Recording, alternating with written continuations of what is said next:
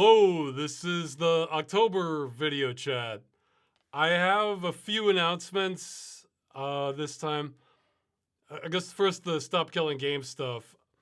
Uh, I guess the big item is the Digital Fairness Act. The window for collecting commentary from people ends a little under on the 24th, a little under a week from when I'm recording this. So basically, if you live in Europe and not the UK, the simple version of it, I'll have a link for that in the YouTube description. Leave a comment saying you would like the issue of, being able to keep games that you pay for being added to it. That might be our best option, actually, for being added as a writer to that. I have heard from a lobbyist that we've actually set a record for the most number of comments, I believe, on any period for initiative feedback. Like he said that normally the maximum you see is about like 200 to 300, and we're a little under 4,000. Honestly, that number I thought was a little low for us, because considering it was like, okay, like I was only able to pull so many for the European Citizens Initiative, but even among my audience, we were able to get, like, in my connections early on, we were covering around like 200,000, something like that. So I was hoping to get a little bit more than that for comments, but it looks like even the low end is breaking records, so that's good. I mean, it is kind of farcical that, something related to video games far outstrips everything else, but I think that's more of a commentary on the disconnect between, like, kind of traditional government processes versus, like, people on the internet, participating. Let's see. There has been so much going on behind the scenes that I'm unfortunately not at liberty to talk about. I think almost all of it, but I'll just say there's a lot being done as far as making sure the initiative gets somewhere, I guess, on the EU politics end. This is something where I probably will be able to talk about it maybe a year from now or longer. But, like, if I were to get into details of it now, it wouldn't be beneficial, I guess. Because especially, I've mentioned before that the industry is obviously watching us to some degree or another, so we can't really discuss everything we're up to until we actually do it. But yeah, like, to give you an example of something else I used to, like, I just would not talk about until later, that it's safe to talk about now, was early on. Like, if Ubisoft had wanted to just scuttle all of this, they could have offered owners of The Crew, like, a free copy of The Crew 2, and that would have just undercut all the consumer protection action, because that would have looked like compensation.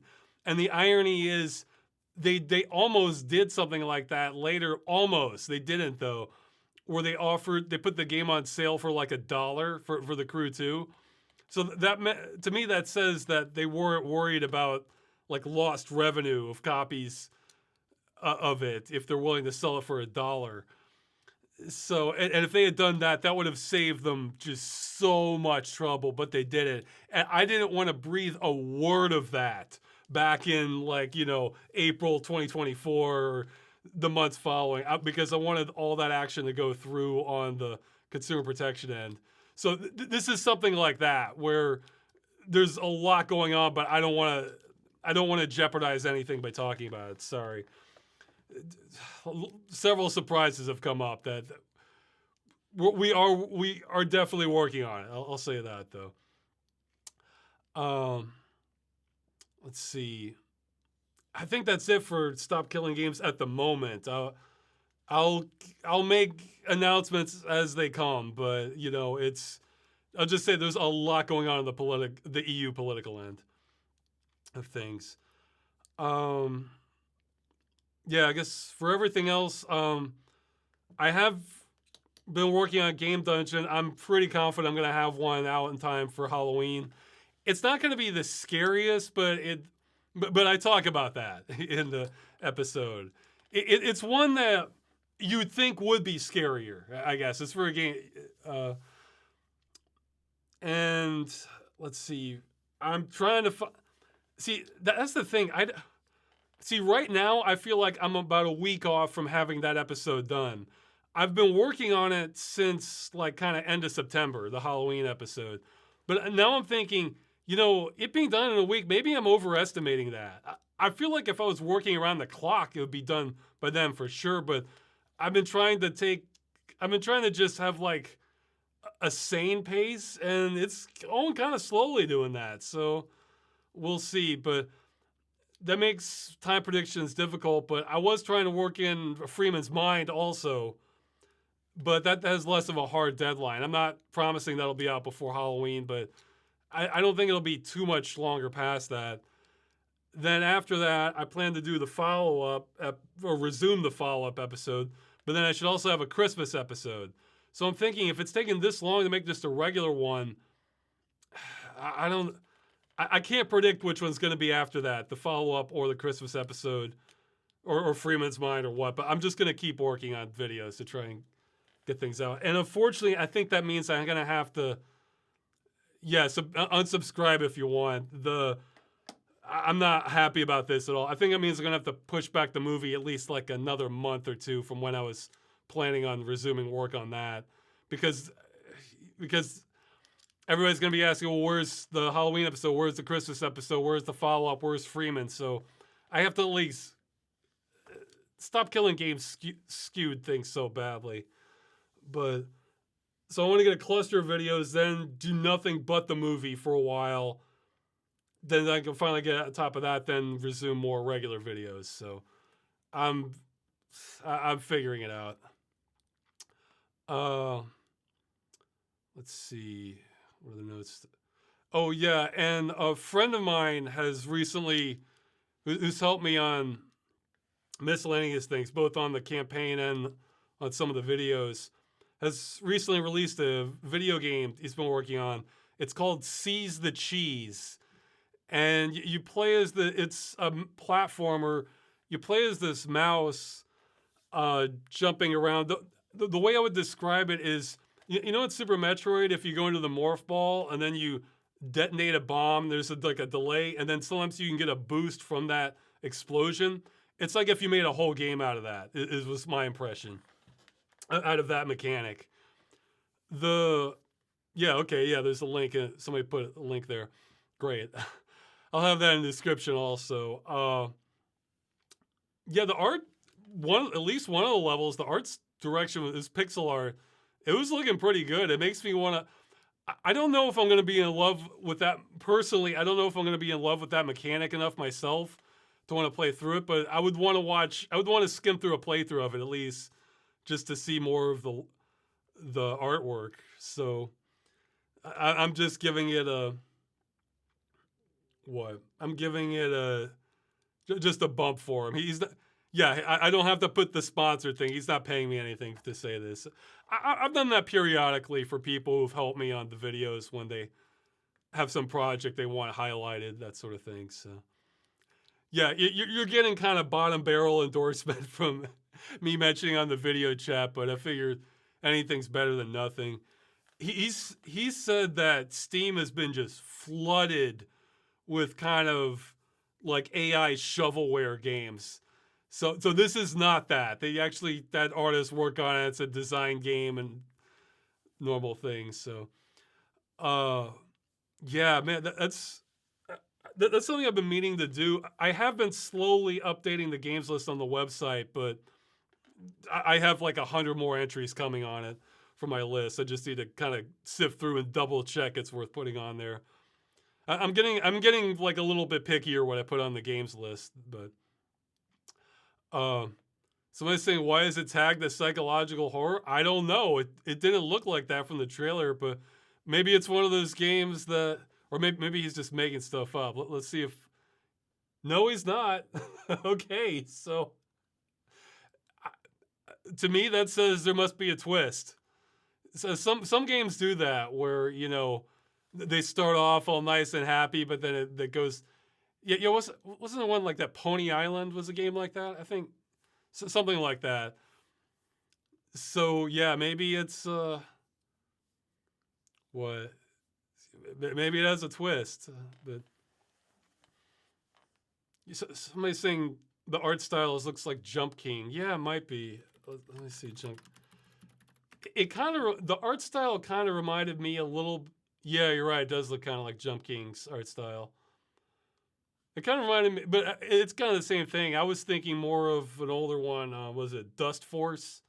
It kind of looked a little bit like that to me. But yeah, you're right. Jump King's fair too for the art style. Um, yeah, I haven't asked him if it's secretly a horror game. So, because some games bury that. Um, Lost my train of thought. I think that's it for announcements. I've just been time's been split doing stop killing games stuff and next the Halloween episode and trying to catch up on other things.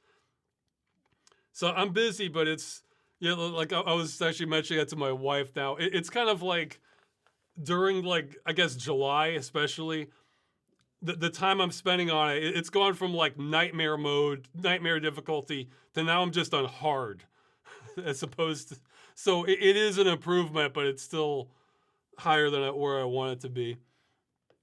Oh yeah, I guess I should get to the questions then.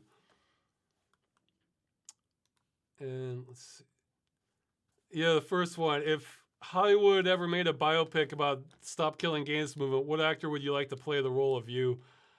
I don't know, because like most of the actors I'm familiar with are older now, and they'd be the wrong age. And I guess I can't think of offhand ones like young ones around my age that would be kind of like weird enough to be a good fit. But yeah, I know in the comments somebody suggested Willem Dafoe, and I thought, yeah, you know what? Why not? Like, just have him as his age now, just pretending to be. Because Willem Dafoe certainly can be weird enough to be the right kind of character. And I was because I was thinking a movie on this wouldn't be that interesting. Like I don't think it'd be good enough cinema wise. So it would be better if you were to just skew it and turn it into something else where it's only like, maybe 20% true and then the rest is just some weird actually another actor who might be good to play me that's like a little too old now, Jason Mewes, you know from Jay and Silent Bob. I think I would be totally comfortable with someone like him portraying me as a biopic. uh let's see. uh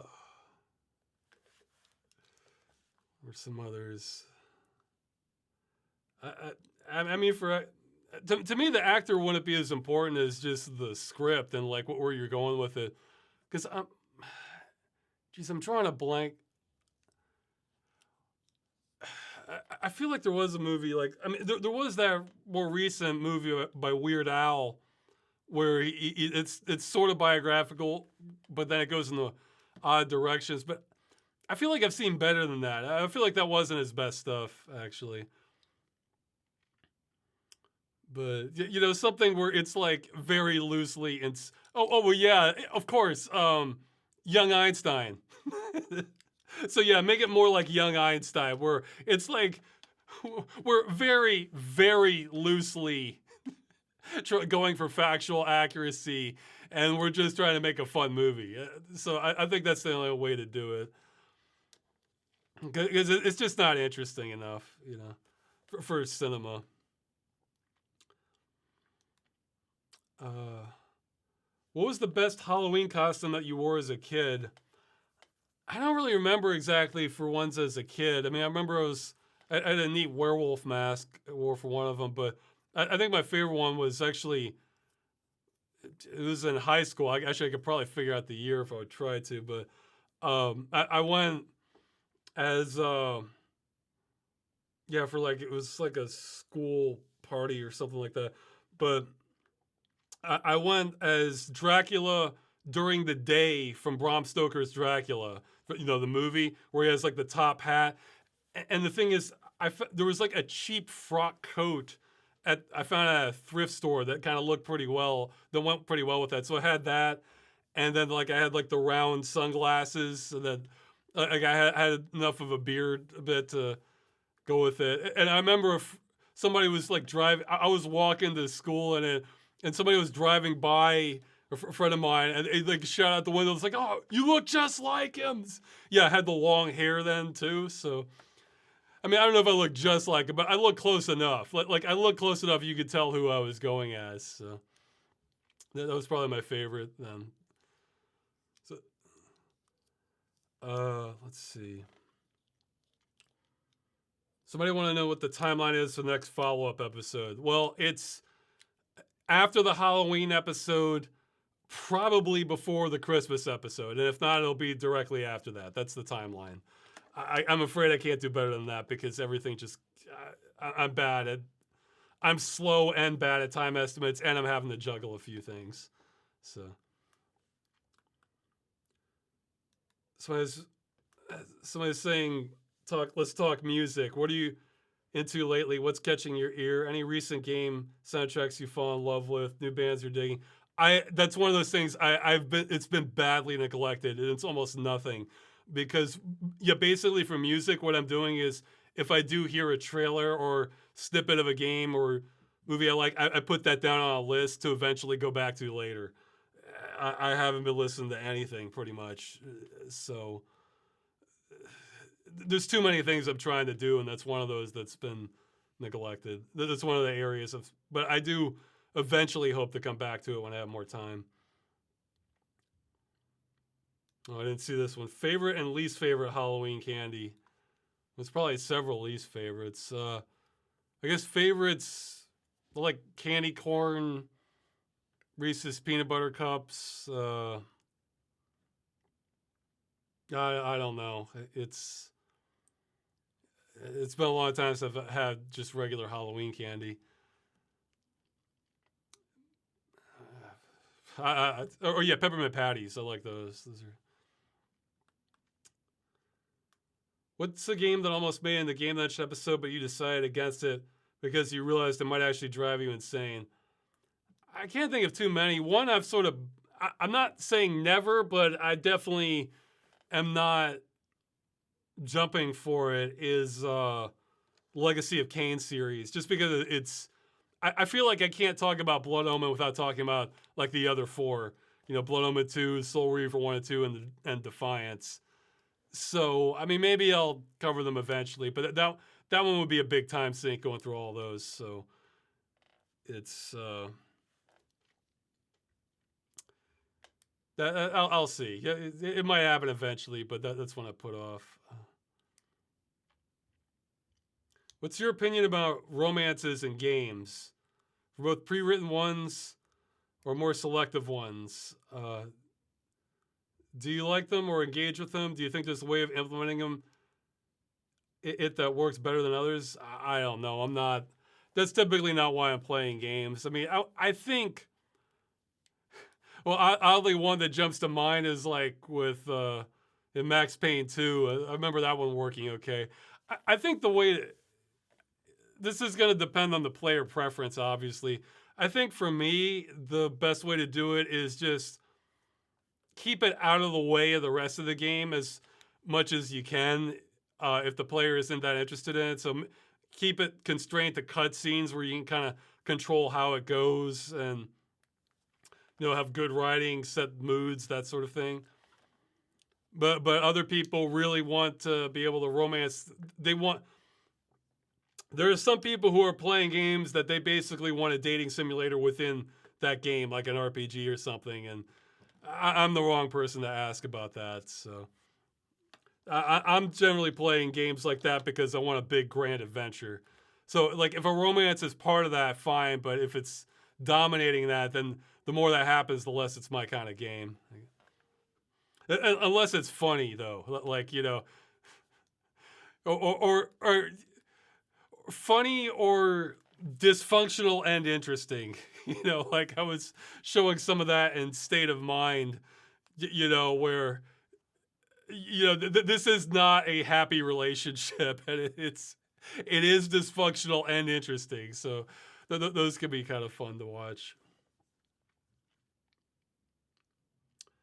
Okay.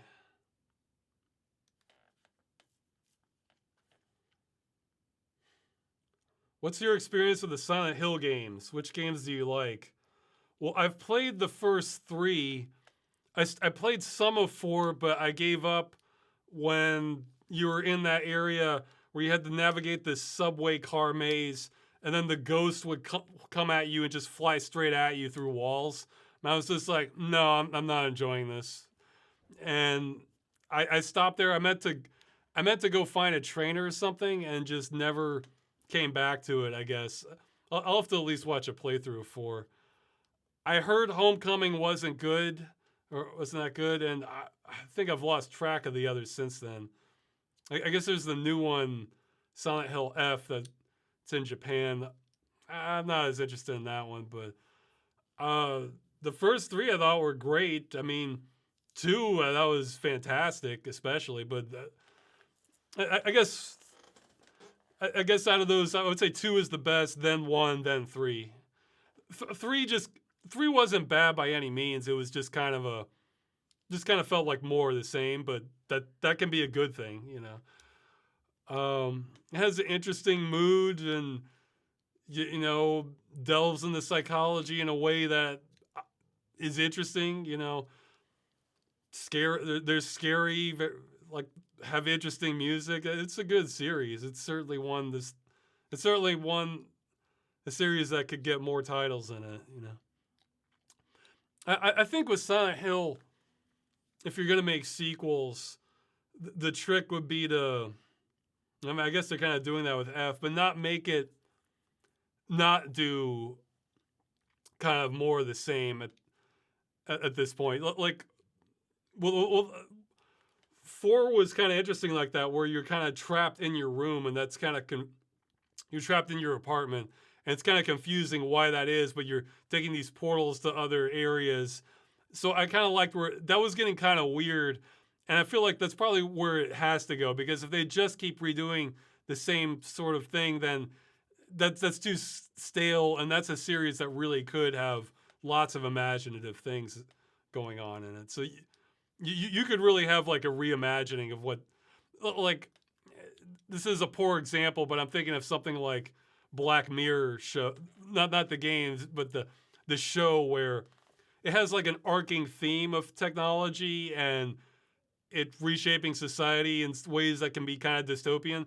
I feel like that's something what Silent Hill should do. Is, you know, it has a theme of like scary things and psychological horror, but where it could go all kinds of different places. I think that's probably where I would try to look at it. But.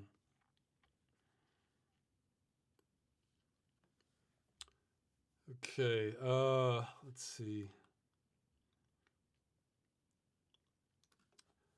Okay. You know, I noticed last time I just caught it this time. I noticed some of these. I was expecting some questions, and I go through all these. I'm thinking, wow, that never came up. How did I miss that? And now I see it's automatically shrunk on Reddit, and I don't know why. It wasn't downvoted. It's not like it had like -50 or something.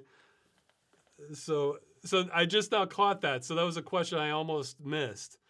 They're saying, how is your custom UI going as of now? Do you have the plans for eventual switch to Windows 11? Yeah, well, custom UI, it's sort of plodding along. I did more on that immediately following having a bit of a cooldown after the stop killing, get the signature wrap up, getting all that together.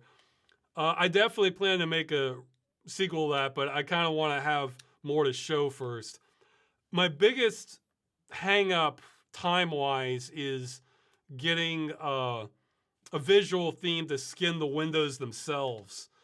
So window blinds is probably going to be the best for that, but it's like for actual themes for Windows blinds, they give you good tools of Skin Studio, but it's basically a ghost town except for one guy or company that's making them, and I don't like 99% of that one person's skins. So So I'm trying to sort of I'm trying to essentially port over a skin from Linux, an old one that I like, and make it work on Windows so that it looks better. Then once I have that, I'll put other stuff into place.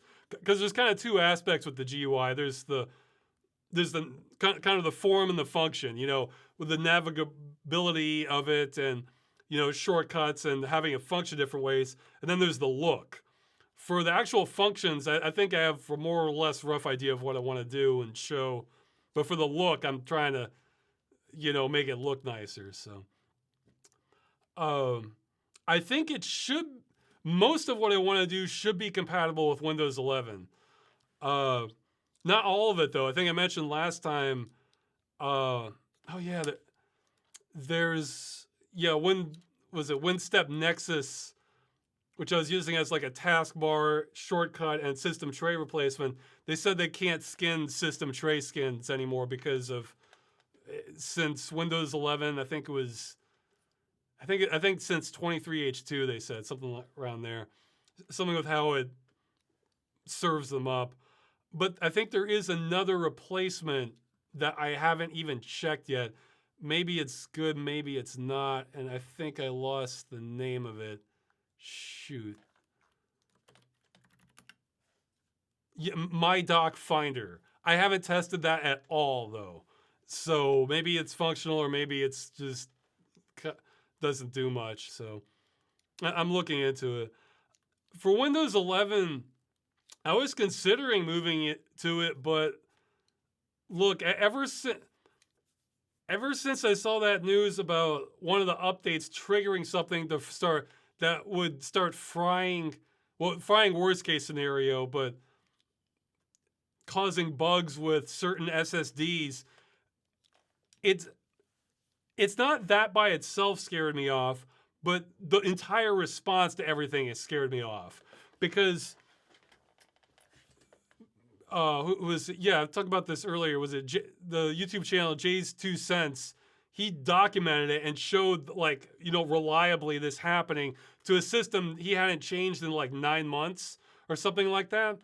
And Microsoft is saying they can't reproduce the problem, and we're putting the blame on the BIOS makers the SSD makers with their firmware. Except Jay's 2 Cents was showing, well, that's not what happened in this case, because they weren't using the premature BIOS, and even then, even if they were, why did it all of a sudden happen around this time? And then you see reports of other people saying that, they were comparing a lot of systems. They saw like a flood of problematic SSDs right around the time that update happened. So that's either, and I saw this other person making a video saying that, nothing in this, according to Microsoft's notes, nothing in this update even messed with that.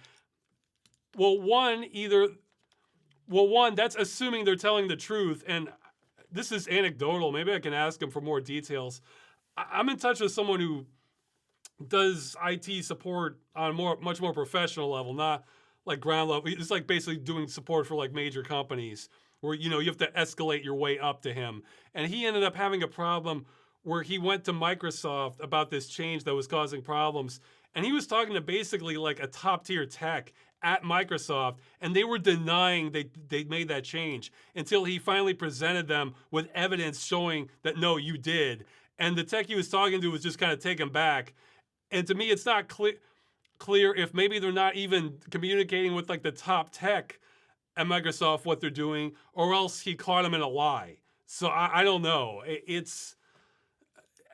Anyway, so the fact that Microsoft has said that they can't reproduce the problem, and as best I can tell, there's no fix aside from maybe update the firmware and hope the problem doesn't happen. I don't know. I didn't like any of this. I like things stable.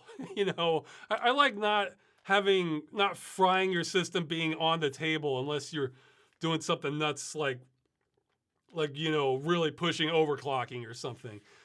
So, I mean, if they made the mistake and then a month later they're like, okay, here's a hot fix, that to undo this, then I might be more comfortable with that. But if they're just denying it's happening and there's no apparent fix to this update. Yeah, people might even know the update that I'm talking about. I'm not in the chat. I forget that this was brought up last time, but anyway, that's really discouraging me from when I jump to 11.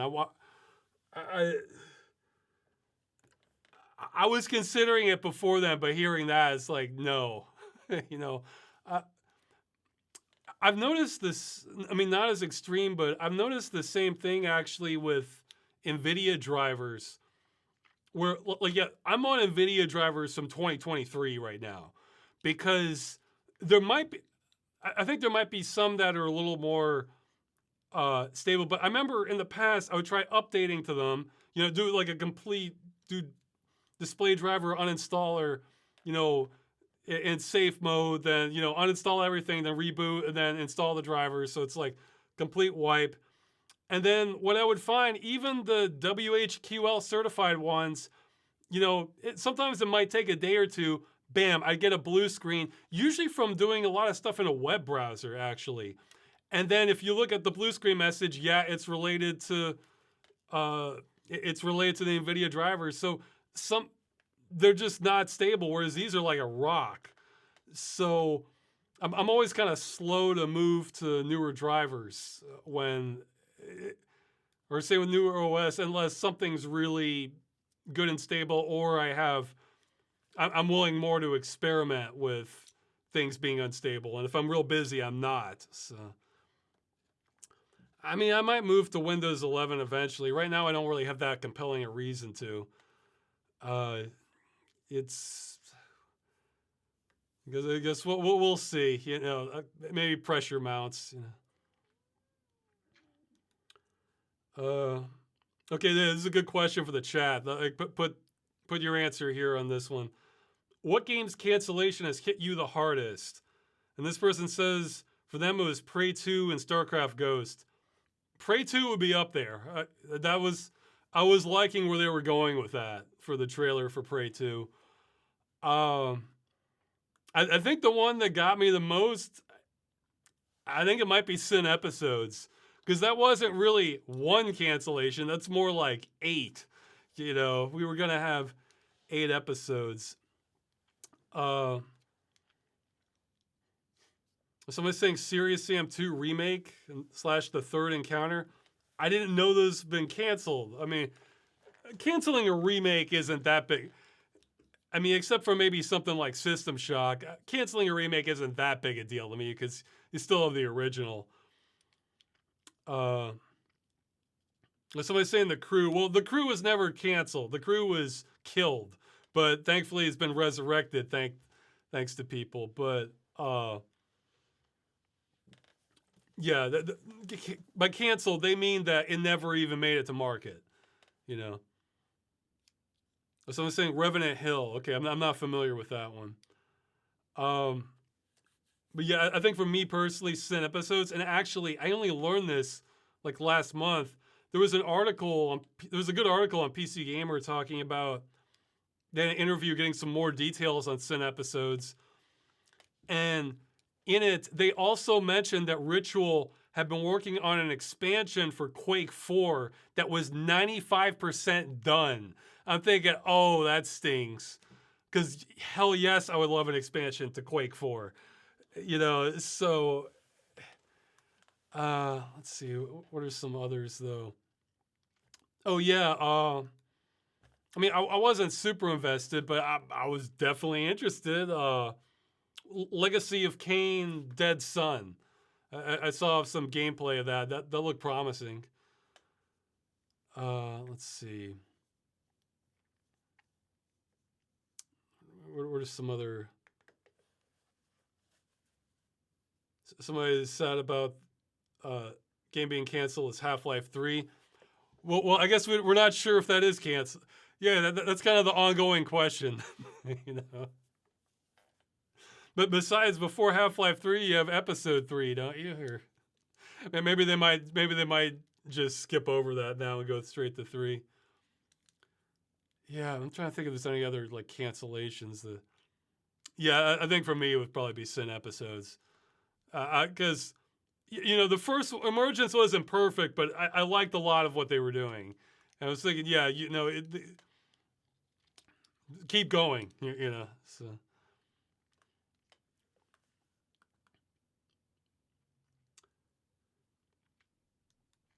how different is Halloween in Poland compared to here in the States? Are there trick or treat yard decorations or costume parties? I'd say it's similar, just not as over the top. I mean, I don't see many yard decorations where I am, though. In a lot of Poland, you have less yards in general, a lot more apartment complexes. But even among the houses here, you don't see nearly as many decorations as in USA. But I mean, we get trick or treaters usually. I think there was one year we didn't, but usually it was like one or two. But so yeah, I'd say similar, just not as prevalent. Yeah. If you were forced to live inside one of the games you covered for Game Dungeon, but could alter one mechanic to make survival easier, what game and what change would you pick? Well, I guess they're easier answers, but I guess the two to come to mind would be either the Journeyman Project, because assuming they get the timeline, yeah, because they take care of the timeline, so it's utopia-ish, or like I only got so much of what the world was like, in the future. So, but it was looking promising. So I wouldn't mind seeing more of that. I mean, I guess for both cases, just having plenty of money so that you can live in the society, that would be a mechanic to alter.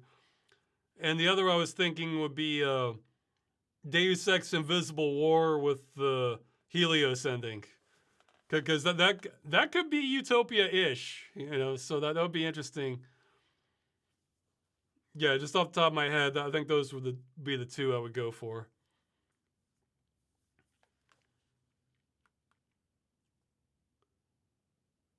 Okay, let's see. Well, this is a broad one. What's your opinion on the world these days? Like politics and war and society and stuff. Yeah. This is one I would probably skip over it if it was towards the bottom, but they got more votes on this one. I mean, it's similar as to how it's been for, geez, like maybe a decade and a half for me now.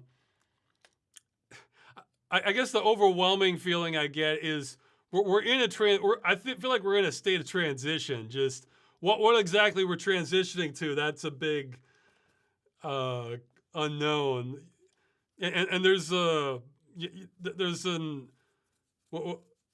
well, so I've heard there's an ancient Chinese curse. May you live in interesting times.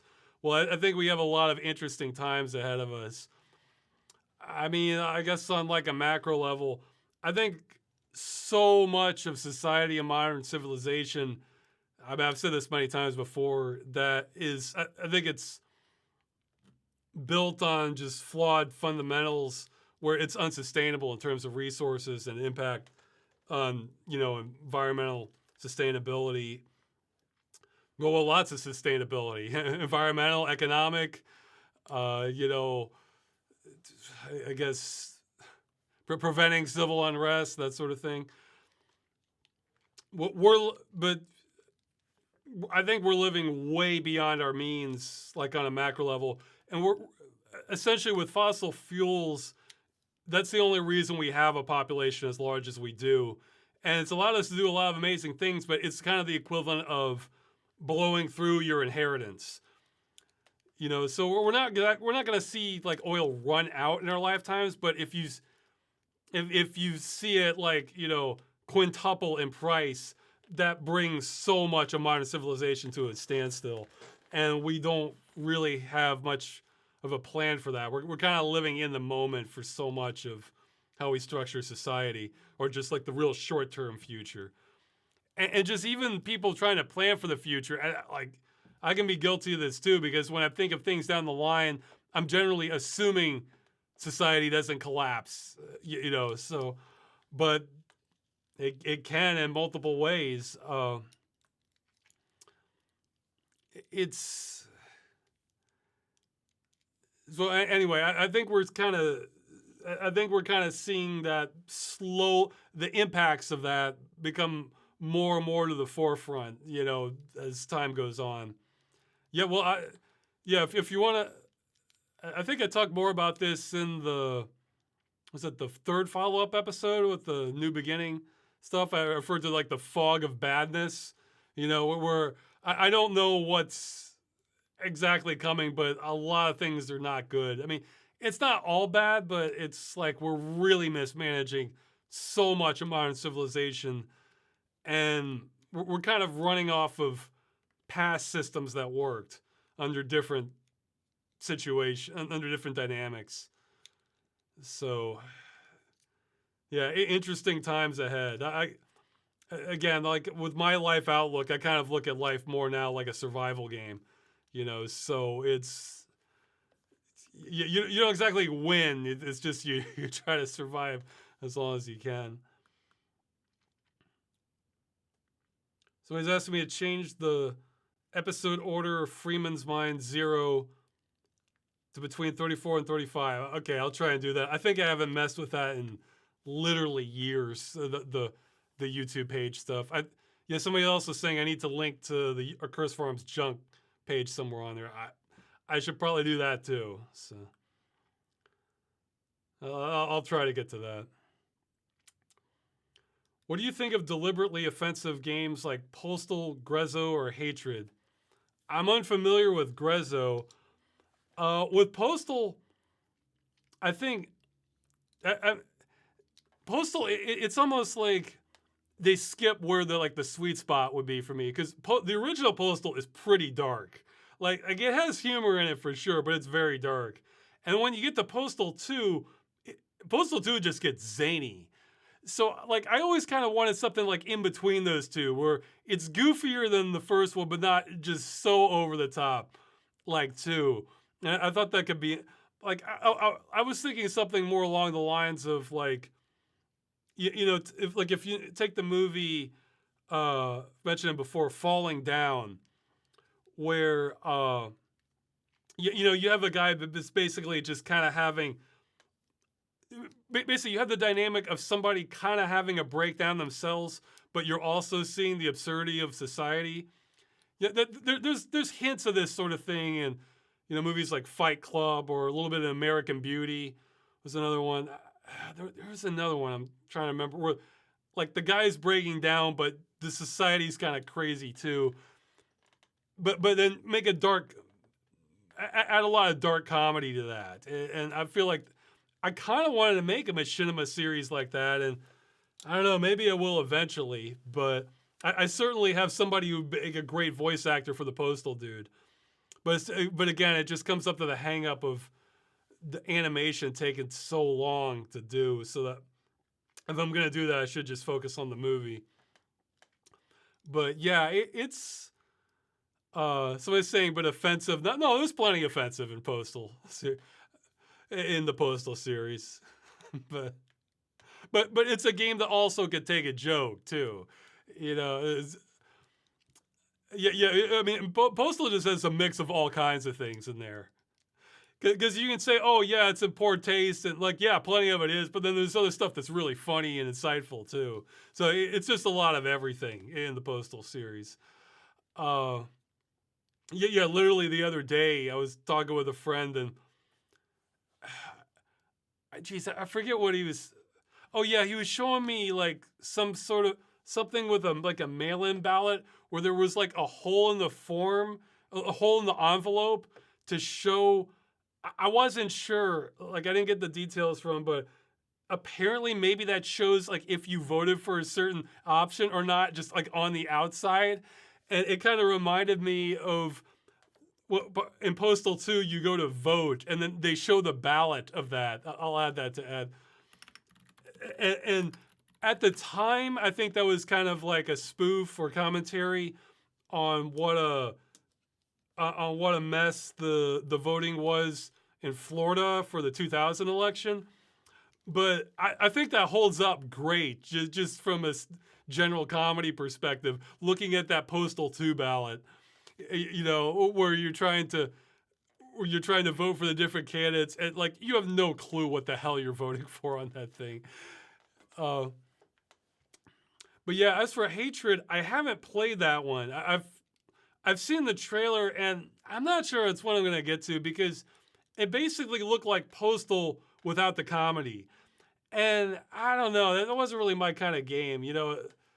Like, especially if you're just like, I don't know. I feel like if you're just going to real dark places like that, I either want it to be like scary or funny, and it wasn't either of those. It was just kind of, just well, I mean, from the trailer, I'm only, it was just kind of real intense, just killing people kind of game, and you know, it's not a fun adventure. It's just some guy going postal in a real dark way. So, not my kind of game. I imagine that has appeal to some people, that kind of game. So, I mean, it's not that I figure as long as games like those have warnings on them, I mean, you know, to let people know what they're getting into, I'm I'm fine with people playing what they want. So if somebody really is interested in that kind of game, it's like, yeah, that's the sort of thing where I imagine sections of the FBI are probably want to keep an eye on you also. But uh, you know, that's just a general expression thing. It's not to my taste, but it might really be to somebody else's. It's definitely going to be a niche interest, but yeah, I wouldn't mind seeing more companies taking a shot at sort of the postal dynamic where you're just the guy who's going nuts, but then you can spin that in a funny way, I think. So okay.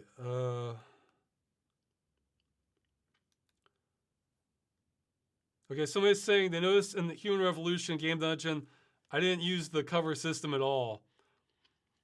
I think I did use it a little bit, but maybe not much in the footage. I don't know. But yeah, I didn't use it much. Did you have a special reason for not wanting to use it or didn't know it existed? No, I knew it existed. I think it's a couple reasons. One, I've been playing first person shooters before you did really have official cover systems in games. You took cover in before you would take cover by just getting behind something. You didn't have a special function for it. But so in fact, there's not really, I guess the advantage of a cover system when it's built into it, I guess for gamepad it makes it easier, but um, is that I think in Deus Ex Human Revolution it cuts to like a third person view, so you can kind of cheat with the camera to see around the corner, and that gives you an advantage that way. But I think part of it is forced from habit. Part of it is it makes it a little more intense. I guess part of it is I guess I don't like switching views constantly, though. That's a minor thing. That it's probably just more force of habit and more making sure I can do it and thinking, yeah, I don't need a cover system. Let's just do it head on kind of thing and just take cover if I need it. Yeah. Well, I guess the final reason, I think, I guess you'd have to put this to the test. I think it slows it down a little bit because that's something. Because going in and out of cover is like an action in itself, and the time from switching the camera from first person to third person is another action. So it's like you might be able to do the same actions quicker, just keeping it all in first person and moving when you need to. However, that does not give you the advantage of being able to see around the corner by having the third person camera, though. So it could be having that makes up for any speed advantage that you get by going in and out of cover. But yeah, those are my thoughts on it from just in general. I forget exactly what I was doing at the time, but I can remember how I probably would have been playing it. And a question that was already asked, so I guess this is my cue to sort of start picking and choosing. And the next question is asking how I would have changed anything for Mankind Divided, Deus Ex, and I haven't played through that. I've only played a few hours into it. I'll probably finish it eventually, but I know it's a cliffhanger ending, so I'm not in a rush to. I'm not in a rush to play it, but it just wasn't grabbing me that much. It didn't seem bad by any means. It's just I have a lot of games to pick from, so I'll finish it eventually. You know. You said before that there's going to be a startup to compete against Visa. Well, I think there will be startups attempting to. Because if anyone can if anyone can get a system working where you don't have to go through them, and then so every place that's selling something censored can go through you instead of Visa or MasterCard or PayPal, that's a lot. That's a big market. That's a lot of money you can make from that. So I think that's going to create the incentive. How successful it'll be, it's hard to say, but there's definitely going to be a lot of pressure. And they're saying, what do you think about DL Site creating their own payment system to deal directly with banks, therefore skirting censorship? Right now, it's only available in Japan. I never heard of that, but I can believe that they're trying to do that because I think there's going to be a constant market demand where people don't want to have the risk of being denied purchase to something because it's censored material and considered offensive. They want to be able to, especially if the seller wants to sell it and the buyer wants to buy it, you know, and there's plenty of money to be made from facilitating that, then I think there's going to be an ongoing drive for that. So. This is a good question. Answer this one in the chat too, especially. What is your favorite game area reveal? I'm not sure. I thought of a few candidates, though. I feel like there's some ones I'm probably forgetting. BioShock comes to mind. BioShock has a very good reveal, you know, of seeing Rapture, you know, for the first time, and just the build up to it. I love the intro to the original BioShock, where plane crashes, then you're in the water, and you make it to the lighthouse. BioShock Infinite's reveal too, the floating city, was also pretty good. I'm so saturated with it by now that I would have. It's not gonna leave the same impression, but honestly, Half-Life 2's reveal where you step outside and see the Citadel, that's impressive. What are some other ones? Okay, someone's saying Arkham Asylum. I still need to play that. Let's see. I don't know if it was my best ever one, but it was definitely a good one. The Honor Orlando reveal from Dark Souls, where you're lifted up by these demon angel things, and then it's revealed like with the sun shining over the city. That was a really good one. Let's see. Okay, I haven't played it, but I guess I've had a minor spoiler.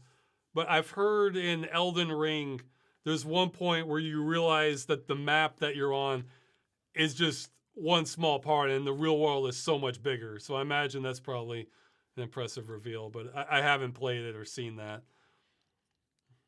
Let's see, what's another one? You know, I honestly don't remember, but it could be it's not that impressive now, but I remember, I guess, a positive association with, yeah, I guess, was that the Citadel also in Mass Effect? When you come there for the first time? Remember that looking kind of neat. Yeah, I mean, I think the best reveals are when you...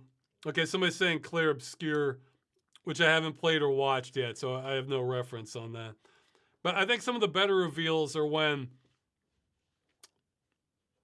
It's basically when your expectations are kind of stunted up until that point in the game, and then there's like a giant... Then you get like a huge reveal of like some sort of spectacular place.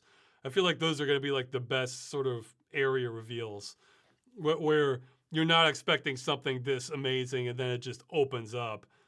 It doesn't mean it has to be the most huge place, but it has to be like really impressive looking, you know, where it kind of makes you awe at it for a little bit. Let's see.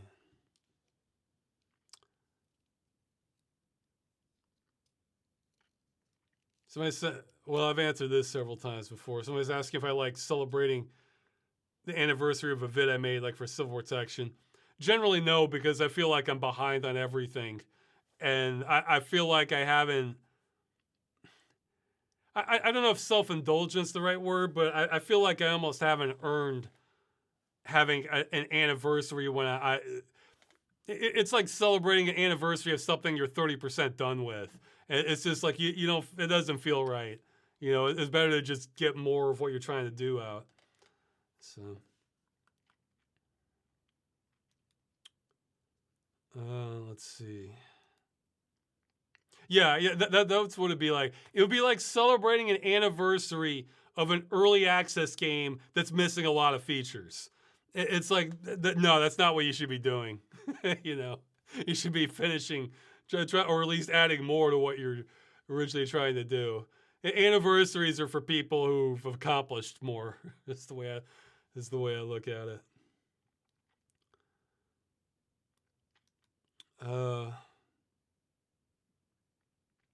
Do you think the game industry will ever move away from live service microtransaction filled game models?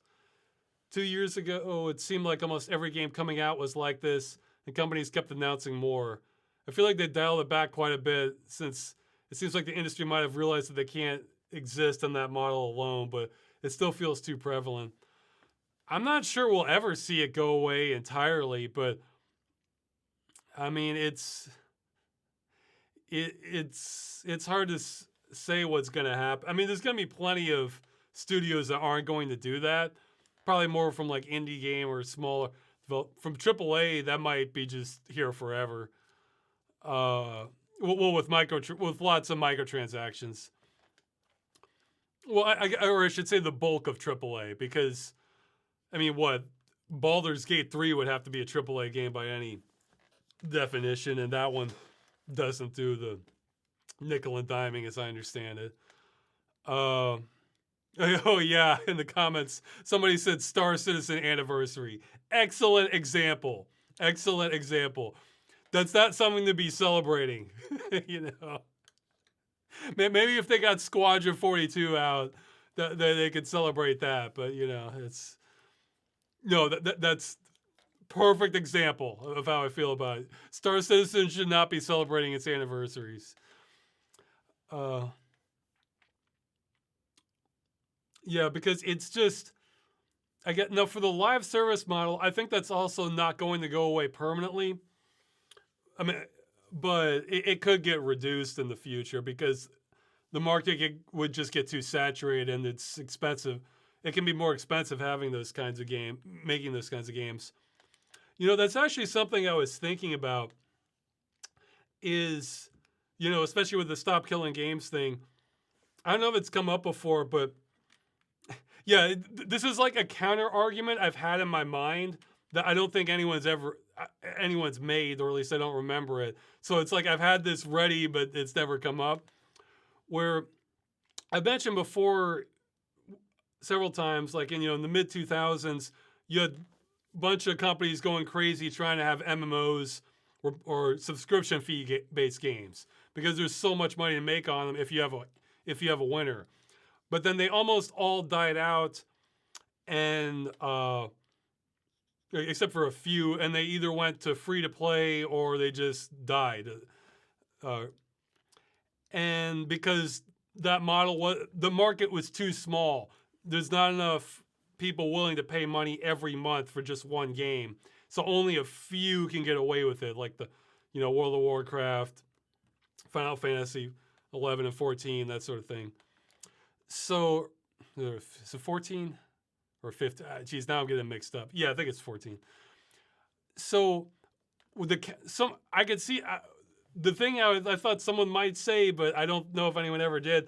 Or they say, well, see, that's why live service is so much better, because now we have so many more live service games that can be supported. And so really, you're just asking to have more games killed if they can't do this. And I was thinking, that's because they're kind of built on they're built on dishonest premises, where they want you to pay once and not tell you how long it's going to last. They don't want you thinking about that. Whereas the old model did tell you exactly how long they would last, and that led to far less games that were able to sustain themselves. So part of the reason you do have so many live service games is because they're basically withholding information from the customer. So if they actually had to comply with the law and just even telling you when they end, then that would probably reduce the number that would be made. So this is like, it's almost, it's either like scam or scam-ish that we have so many of these existing the way they do in the first place, because they're giving you less information, but selling it to you in an extremely similar model as though you were just buying it outright. So it's kind of like, it's artificially propped up. There's probably a better example, but I'm thinking of, in Looney Tunes where Wile E. Coyote runs over the cliff and he keeps running, because he doesn't look down. That's kind of what it's like. That's the reason you have so many, is because they're only able to have this many because it's kind of a trick that they're running. But maybe as time goes on, that eventually starts imploding to some degree. So it's yeah. So if they were being completely honest with the customer, they wouldn't be able to sustain this many of those this many games with that kind of model framing to it. You could still have, I think you could still have many of those games. Yeah, because it shows I think you could have just as many of those games with an end of life plan also, because again, part of the reason there is so much purchasing power, part of the reason they are bought as much as they do, is because of that kind of trickery, I guess. That might be too strong a word, but it's like, because they don't want the customer thinking about how long their game lasts. And if your game lasts indefinitely, then fine. The customer doesn't need to be thinking about how long their game lasts, because they can play as long as they want. But if they're making it, or that's an essential information for the customer to know, the way most live service games are now, then that is kind of tricking at least a portion of customers. And so yeah, it's like, depending on how you look at it, it's either a scam or it's like something very scam-like. It's definitely withholding information. So yeah, whereas if every customer was completely informed, that would absolutely hurt sales for the model they're using now. Again, all those games, or just about all of them, could still get made. It's just that they would need end-of-life plans. And because the industry has never been held accountable on that, they're running this kind of, in some cases it is a scam, I think, but if not, it's like a pseudo scam that's keeping it artificially boosted. But yeah, as for, they're too profitable having things with like lots of microtransactions. Live service, that takes so much. That takes so many resources to follow that model. So I mean, I'm sure some will keep doing it, but we might see that die down, completely independent of anything we're doing to stop killing games. Just because it's resource intensive, and if the market's kind of saturated, that means it's less of a sure thing profit wise. What are your main goals now after the initiative? Well, to continue making sure the initiative gets to completion, which I would have thought it does involve me a lot less than compared to getting signatures. That took just so much out of me. But I still am having to intervene on some stuff. Yeah, I guess the main immediate things are just get back to more regular videos and just really get underway on the movie. Those are the two big things. I mean, I have like dozens of smaller goals, but those are the big ones. And we have another request for me playing Limbo of the Lost. I mean, I don't know. It's I feel like I could come up with better candidates for Game Dungeon.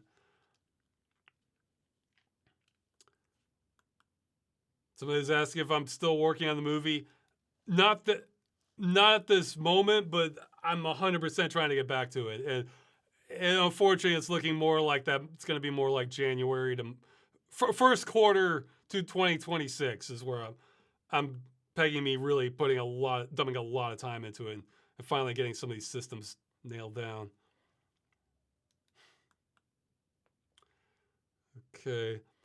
Would you now consider The Crew a dream game with the release of The Crew Unlimited? No, but it's closer. I feel like in order for The Crew to truly be a dream game, you would need the level of customability like you see with something like, geez, I don't know, The Sims or Minecraft, or maybe to a lesser degree something like the Elder Scrolls games where people could be making their own cities in it, you know, stuff like that, and just completely revamping the map, that sort of thing.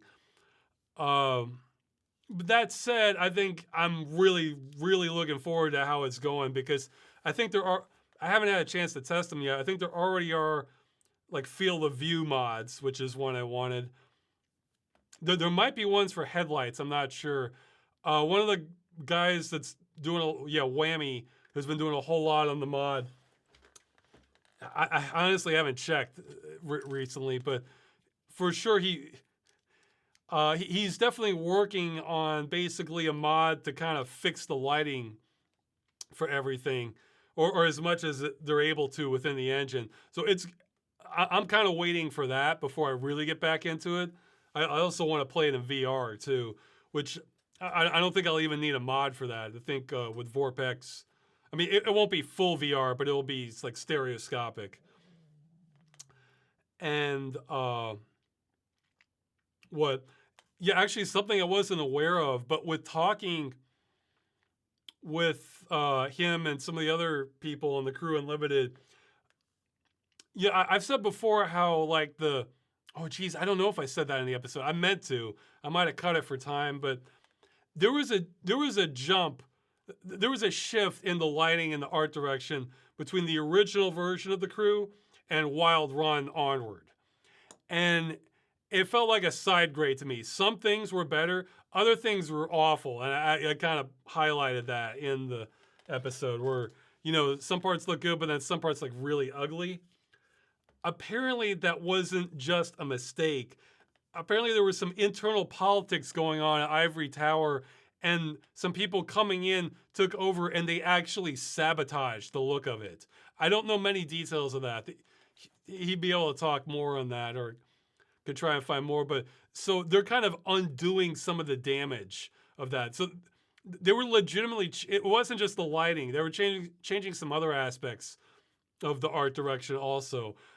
It had to do with some politics to like make the others look bad, or they were spiteful about something else or something, and we all paid the price on it. So it sounds like they might be restoring, it sounds like modders might be like trying to restore some of the original's former glory, which would be amazing. But yeah, there's some other mods for it that they're either out or they're being worked on, of like increasing traffic density, or maybe scaling traffic density so it is more congested in the cities and then it's more sparse like on the highways and out in the country, that sort of thing. Increasing the number of pedestrians. I think there's some other quality of life features. So I'm totally looking forward to it. But I think it's one of those things where after Whammy finishes this mod and there's like a few quality of life improvements, I think it's going to be like really premium experience on it. But I think it's going to be one of those things where it's like Oblivion or Skyrim, where kind of the longer you wait, the better it gets with like the mods that come out. But there's some major ones coming out that I think I'm gonna that I'm kind of waiting for before I want to jump back in it. And fixing the look of the lighting, better headlights, field of view, those are all big ones for me enjoying it. And then the traffic density, the pedestrians. Yeah, I think there was one that even like improved the micro stutter, which that's another really good one to have. Though that might conflict with me rendering it in stereoscopic. I'm not sure, so I'll have to see. Uh, yeah, that's a rough decision between smoother frame rate or having stereoscopic in VR. But yeah, no, I think it's going to be just downright better because of the modability of it. I put that in the original video, screaming to be modded. So I want to call it dream game status, but it's certainly, that doesn't mean it's not really really good, and I'm really looking forward to it. I mean, yeah, I just realized if I had never played the game, I'd be going crazy for it now, because I was remembering, like, I wanted to play that game badly when it came out. It was announced. So now, and since I've seen everything, I have a little more patience on it, and I still want to go back to it. But if I had never even played it, oh man, I would still be just, yeah, that would really fuel it even more. Do you have plans to review more old school wacky games like Eternum, Bozo's Night Out, and Contraption Zack in the future? Escapism is strong with these episodes. 100%. Unfortunately, the next one's not going to be like that for Halloween, but I do want to get back. It may not happen this year, but that's pretty much next in line after Christmas and the follow up. So things keep getting delayed, but yeah, I absolutely want to get back to more stuff like that. I feel like those types of episodes have been neglected. Have you heard about the operating system called React OS? I think that's a distribution of Linux where they were trying to like make the interface more like Windows, which I don't care about, to be honest. But they were trying to make the programs run with more compatibility, like native Windows binaries running more on Linux. And I don't know much about that, but I feel like if that was wildly successful, I would have heard more about it. So that makes me think it's probably just your general, like, kind of wine level compatibility or Proton compatibility. So, oh, somebody's saying React OS is not a Linux distro. Okay. Well, again, I feel like if they were very successful with the compatibility, I probably would have heard more about it. So that makes me think that makes me think it's probably not. It's probably not amazing, I guess, but I appreciate the effort. Oh, they're saying it's a reverse engineering of Windows NT. You know, depending on how it is, that might be. I could see scenarios where something like that could be a better option than, was it like PCM or what the hell is the name of the other one? It's like something like PC Box or something. Not VirtualBox. It's one where they were making like an actual virtualization of kind of a Windows 95, 98 environment. They emulated the hardware also. Or something like x86. I forget what it. PCM was one of them. PCEM. But I could see a scenario where that might, for some games, that could be a better option. Let's see. In your Sin video, you mentioned that there should be a Saturday morning cartoon for adults, or at least something like that line of thinking. Yeah, but for a game, though. Would you kind of go into more detail about that? And they were mentioning Netflix animated shows like Castlevania and Arcane. I don't know about Arcane. I did see the animated Castlevania, though. That's something separate, though. When I say like a Saturday morning cartoon for adults, what I mean is like it's like kind of adventure, but kind of like pretty goofy too. Where they're not taking themselves that seriously. And the thing is, that's what I talk about in the Sin episode. Teenage Mutant Ninja Turtles. That's a fun action adventure thing for kids, but the humor is all oriented for kids. It's just the writing is just not meant for adults. And with Sin, it felt like that it's more for like adolescents with the level of humor that they're going for. But that same kind of like upbeat fun adventure, but you know, kind of over the top. And I was thinking we needed a game that was kind of like a progression of that for, you know, where the humor is meant for adults, but it's still kind of fun and upbeat adventure. Well, honestly, since then I've played High on Life. That's really in the vein of what I'm talking about. I'd love to see more games with that kind of spirit to them. Uh, I'm sure there's a few others I'm not remembering for games, but that's what I was at. You know, just kind of goofy, fun adventure, but you need a certain. And by adult, I don't mean it has to be like dirty jokes or necessarily, but what I mean is you need to have the brain of an adult to fully get the jokes. Is what I mean, and or to fully appreciate them. And like Ninja Turtles, like the cartoon from the '80s, you're a kid if you're laughing at those, pretty much. And for Sin, it felt like it was for adolescents. So I just wanted one for adults on that level. Let's see. So I was recommending Hard to Be a God and The Doom City. I should read those. I've actually played the game Hard to Be a God, which is based on the book. So I guess maybe I should read the book too. I'm unfamiliar completely with the Doom City. So I couldn't look into that. A while back, Yahtzee Croshaw made a video about games he's a fan of that he doesn't play. Like how he enjoys the characters and the spectacle of Guilty Gear, but doesn't actually like playing fighting games. Do you have any examples of this for you where you consider yourself a fan of the game but don't actually like playing it? Yeah, anything, a lot of turn-based combat games. Or, yeah, well, somebody mentioned earlier the Claire Obscure. I'm sure at some point I'll watch a playthrough of that because, you know, just looking at the screenshots of it, it looked like, oh yeah, this looks like, you know, kind of fantastic adventure stuff I like. But then I'm like, oh, but turn-based combat, damn it. So, there's other examples. I mean, I think BattleTech's another one. XCOM series, that's turn-based combat. There's more good. I would say Baldur's Gate 3, but I think somebody was working on a mod to make it real-time combat. So, and I think someone already has made one like that for, was it Warhammer 40K Rogue Trader? So I'm gonna hold. I'm not gonna rush to do playthroughs of those. I might wait and see how polished the real-time combat mods get. If they get polished enough, yeah, I'll just play it. So, so I was saying it's actually a hybrid real-time with turn-based. Okay, so is the combat kind of like Dragon Age Origins then, or something like that? That one's kind of like a hybrid system where I can maybe play that and just like lower the difficulty, because the difficulty is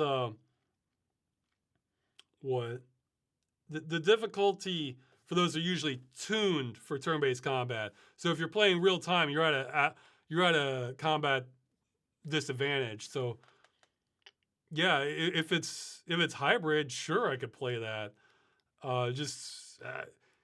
If easy isn't easy enough, I guess I could use a trainer or something. But let's see.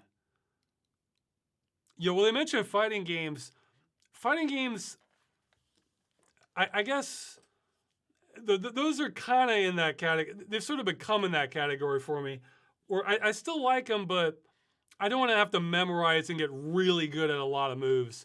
Or if I did, I would want it like sort of drip fed to me and make it more of like a kind of a narrative campaign. Well, I mean, this isn't really what people are thinking of for tournament fighters, but didn't one of the, geez, what's the name of it? How am I drawing a blank on this? Super Smash Brothers. Didn't one of the Smash Brothers games have like a single player campaign to it? I was thinking like, oh yeah, if it was like a fighting game where it's a versus thing, but there's like an actual story to it, and you know, you kind of progress through different areas. I was like, well, yeah, that could be neat. I wouldn't mind that. So yeah, I guess what it is with fighting games, it's like the more intricate they get, and the more skill based. Yeah, I think that's it. I don't really have aspirations to be more than like a casual fighting game. players. So if they're wanting to master all these techniques, and like, nah, I'd rather just play the dumbed down version than then move on to the next game. So, but the exception is if I had like, if it was like more of a social thing, like if I was playing it like once a week or once a month with friends, then like, yeah, I would get more into learning like the intricacies of that as like a social thing. So, I mean, I like the gameplay, but it's like, I think I mentioned this before in my head where I have kind of a, what? I have like a mechanism in my brain where like the more it feels like I'm really trying to put effort and repetition in on building some sort of skill, and it's not, and it's feeling like actual like practice or exercise or work or something like that. If I'm doing that in a game, that just wakes up something in me where it says like I should be doing something else. Like, you know, I'm in Poland. I should be learning more Polish, or you know, I should be exercising, or I should be doing chores, because there's this something in my brain. The way my brain is wired, like if I'm not like if it feels like I'm really putting in time, like trying to develop skills, essentially, I want to be developing like kind of real world skills, and not just something limited to just a game or a few games, and just save that for more like the general fun experience. That doesn't mean I don't want to challenge or don't want to develop or do like hard games necessarily, but I have to really enjoy the process. Like if it's like say like a real time strategy game that's like a real hard level, but I'm loving it. I'm loving the gameplay. Like even if I fail at it, like I figure okay, I approached this the wrong way. I needed more anti-air, and I should have maybe moved my units. If I'm just enjoying that whole process, then it's not like work. And so I'm probably am developing skills for the game in that way, but it doesn't feel like a chore. But when the game feels like a chore to me that I'm doing it, it just wakes me up, and I'm just thinking I should be doing something more productive instead of like learning all the intricacies of this if I'm not really enjoying the process. So it's so that's why if let's say you're like people are mentioning Street Fighter, say you're a Street Fighter fanatic and you love it, well then that totally makes sense for you to get better and better at it because you're just enjoying that whole process. You know, and that's what it comes down to. Like, what aspects of the game are you enjoying and getting out of it? So yeah, if you're not enjoying that process, then yeah, you should really reconsider what you're doing. You know, I plan to talk more about this sort of thing in a future video, but actually probably the follow up. So yeah, that's kind of where I am on fighting games. Is like the payoff versus the enjoyment aspect of it. It's like a higher bar for me, but depending on the conditions, sure, I enjoy them just fine. Yeah, like I'm trying to think of other games that are. Well, I guess like real, like first person shooters that throw tons of stuff at you. I enjoy those kind. I enjoy the challenge of those kinds of games, like Serious Sam, or there's been some like roguelike first person shooters I enjoy. Or yeah, I like seeing how far. These are ones where when you die, sometimes you can get abilities to make it easier the next time around. Well, first person shooters, depending on the game, I like it when I want to see just how far can I get just on my own skill here, and I like being able to kind of push farther on that. So yeah, it's all about whether you enjoy the process, I think. Let's see. But yeah, okay. Are there other genres that I like? I'm a fan of the game, but I don't want to play it. Well, I guess anything with like this is partially. I will say I'm getting pickier on like point and click adventure games. Where if I feel like like if the flow's going well and I'm liking the puzzles, that's good. But if I just feel like we're going back to the Sierra days and I just have no clue what to do and I'm just having to look things up constantly, I might be I might be pressured to cave and just watch a playthrough later. But I mean, I still like the atmosphere of it if I'm doing, or the story of it. Let's see, what are some others? Like, I'm sure there's more. That's what I'm trying to think of some other with. Okay, I guess there's some where I'm like, it's not that I don't want to play it, but like the bar to entry's higher for me, so it just depends. Like I'm thinking, what was it, like super tactical first person shooters, like the sort of the Arma series. Like I don't really plan to play the Arma games, but I am, except for one of them. There's like a DLC for Arma 3 that's about aliens landing, I think. And I think there's like the politics that play out because of that. And so you have like a military operation. So just knowing that, like, okay, we might have a bigger reveal of aliens by the end of this. Okay, I'm in. I'm here for all the twists and turns of it. And so I can maybe get adjusted to like far more realistic like shooter gameplay for that too. So uh let's see. I guess 4X games are kind of like that, where or yeah, or space travel games. Those are also ones where I may be like completely on board with the theme, but like things might have to be like just right for me to get into like the gameplay of them. So yeah, like space flight sim type games. And well, yeah, we mentioned Star Citizen earlier. I'm absolutely interested in Squadron 42. I can't say or not right now if I'm gonna be able to hack it throughout the whole thing, because it's like just how demanding is the dogfighting? Or they're gonna have, because I'm not a great pilot. If it's something where like any idiot can do it, then I might be able to go through it. But and plus, with like space sim games, when it comes down to it, most of space is nothing. So I kind of want to see them kind of juicing it a little bit. So we do have like, you know, outer space colonies that you visit, or better yet, alien worlds, or anomalies in space. So stuff to kind of keep it spicy and interesting, rather than just flying around just a bunch of space and shooting at people. So yeah, even now I feel like there's more that like I'm a fan of, but I'm like, it's a higher threshold for whether I'm going to play it or not. Real time tactics, it kind of are like that. It depends, Like if I'm like I played through all of Fallout Tactics. I enjoyed that one enough. So I'm saying you got to get some of that No Man's Sky goodness, Ross. Well, No Man's Sky, there's two things that are holding me back from it. One, that's another prime example where the longer you wait, the better it's going to get. And the second is, I like the concept, but I want to have my big arcing story with a game like that.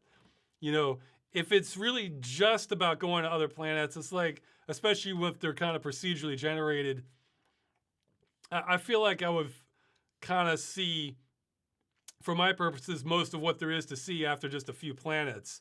Whereas if there's some big mystical story behind this that you're slowly working your way towards, it's like, okay, yeah, now I'm more interested. So yeah, somebody's saying I need motivation. Yeah, that's it. I kind of want that hook. Let's see. Yeah, well, this isn't an environment reveal, but going back to the earlier question and thinking of space games, uh, I love that one.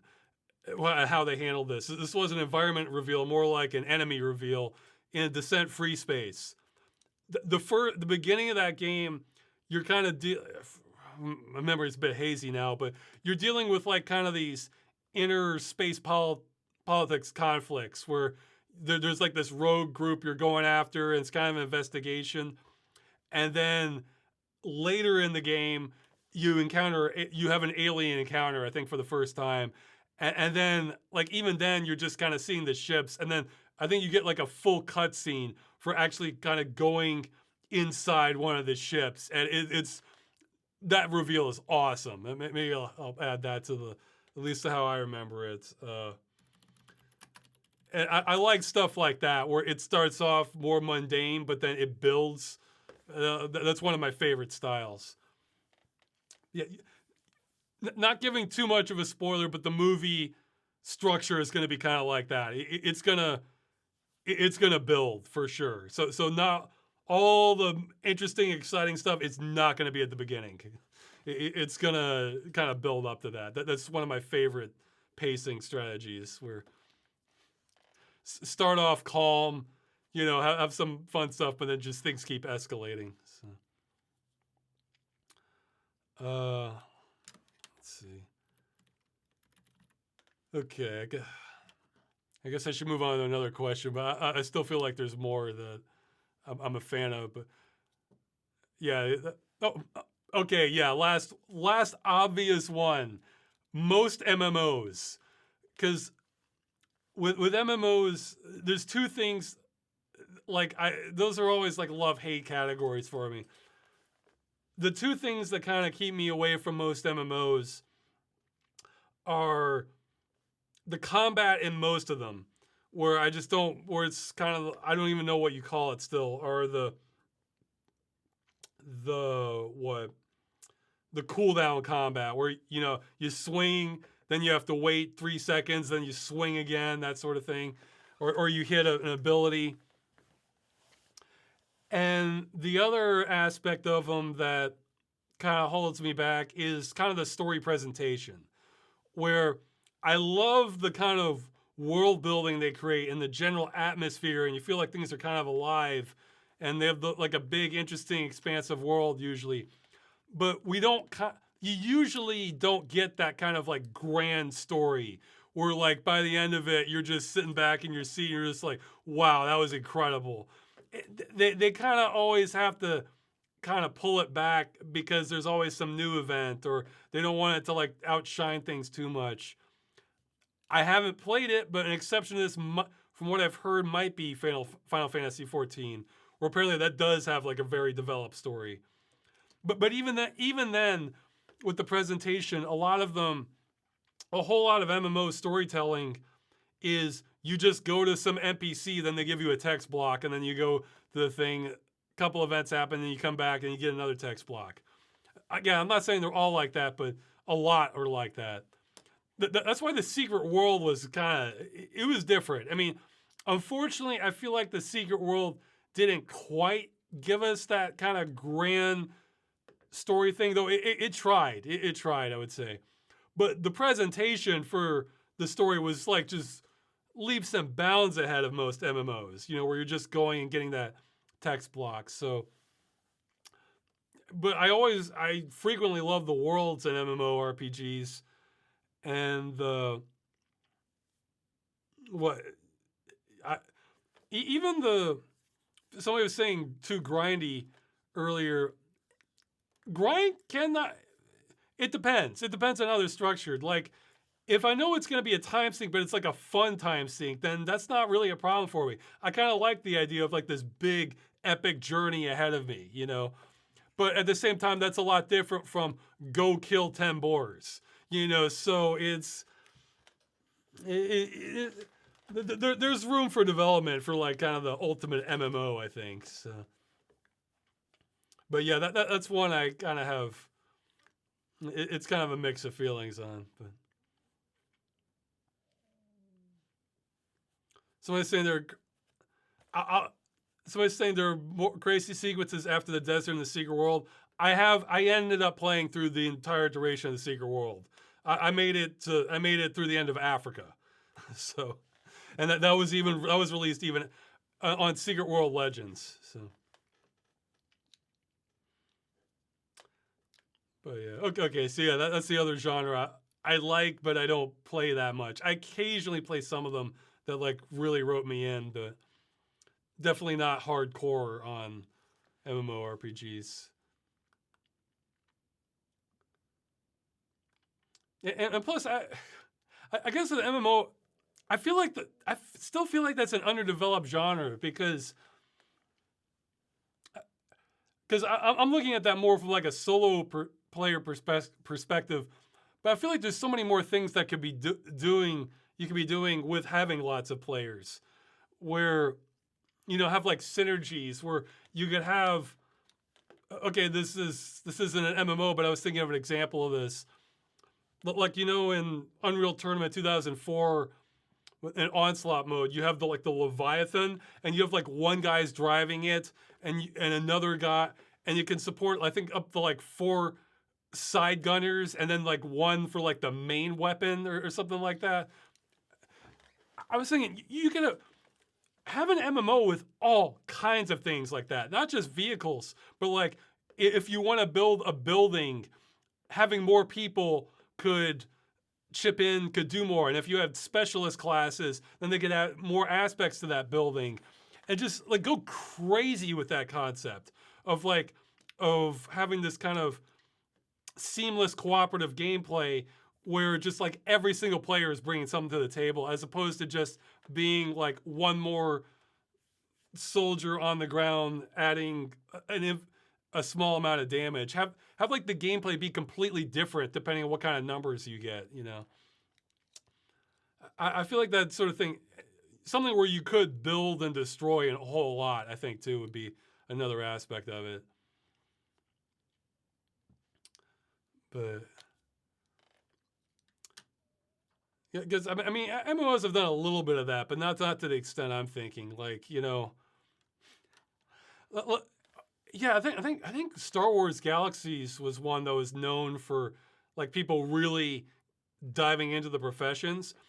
Let's say you could have something where you could have a profession, and let's say you're like a mason or an architect or something, and you're just grinding away building like fortifications for like the main city, like, and that has to be like maintained. Maybe Eve has a little bit of that. I don't know. You could basically have alternate systems to just being an adventurer, and have stuff that like you get like kind of really developed stuff if you do just want to be like a builder or a miner or something where it's not just bonuses. It's like it's transforming the landscape for the MMO is one aspect of it. So, I think that's a game that got canceled, isn't it? I think EverQuest Next might have been trying to do something like that. I'm not sure. But yeah, as kind of a lightweight in MMORPGs, I've thought about that before. That like you could have some stuff where you have really over the top stuff going on or the more people you get, and then depending on what they're doing too. Yeah, like if you had like say you had like say a bunch of people wanted to be mages, they could have all kinds of basically you could have abilities that unlock for that region that wouldn't be possible unless you did have like 200 mages all doing this stuff collectively, and then they can make like a flying city then or something. But then if you're going more in the direction of like explosives and conventional warfare, then they're going to get like massive guns or something. I don't know. And there wouldn't necessarily be pressure to push it one way or the other. It would just be what players want to, where they want to take things. So. Yeah, I don't know. I think there's a lot of potential. I think that's totally underexplored from my limited grasp of MMOs. So. Okay. Let's see.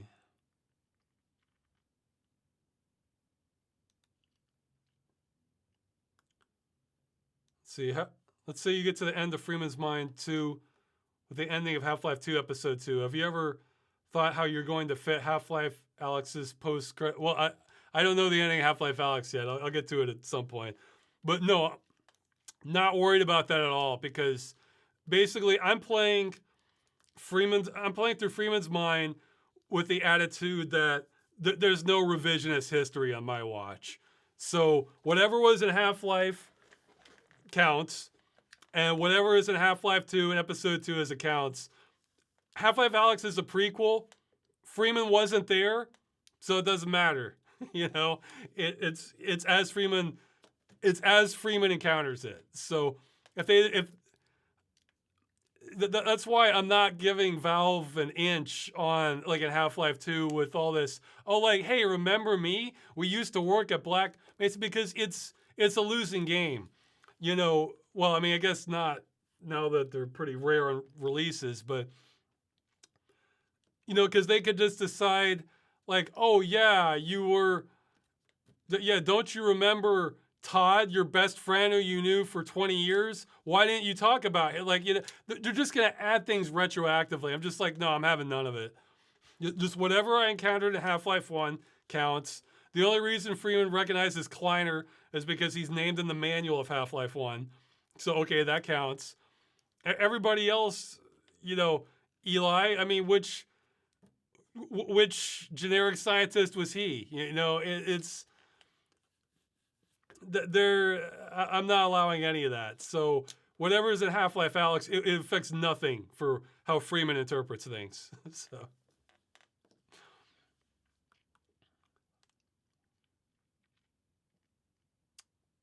okay,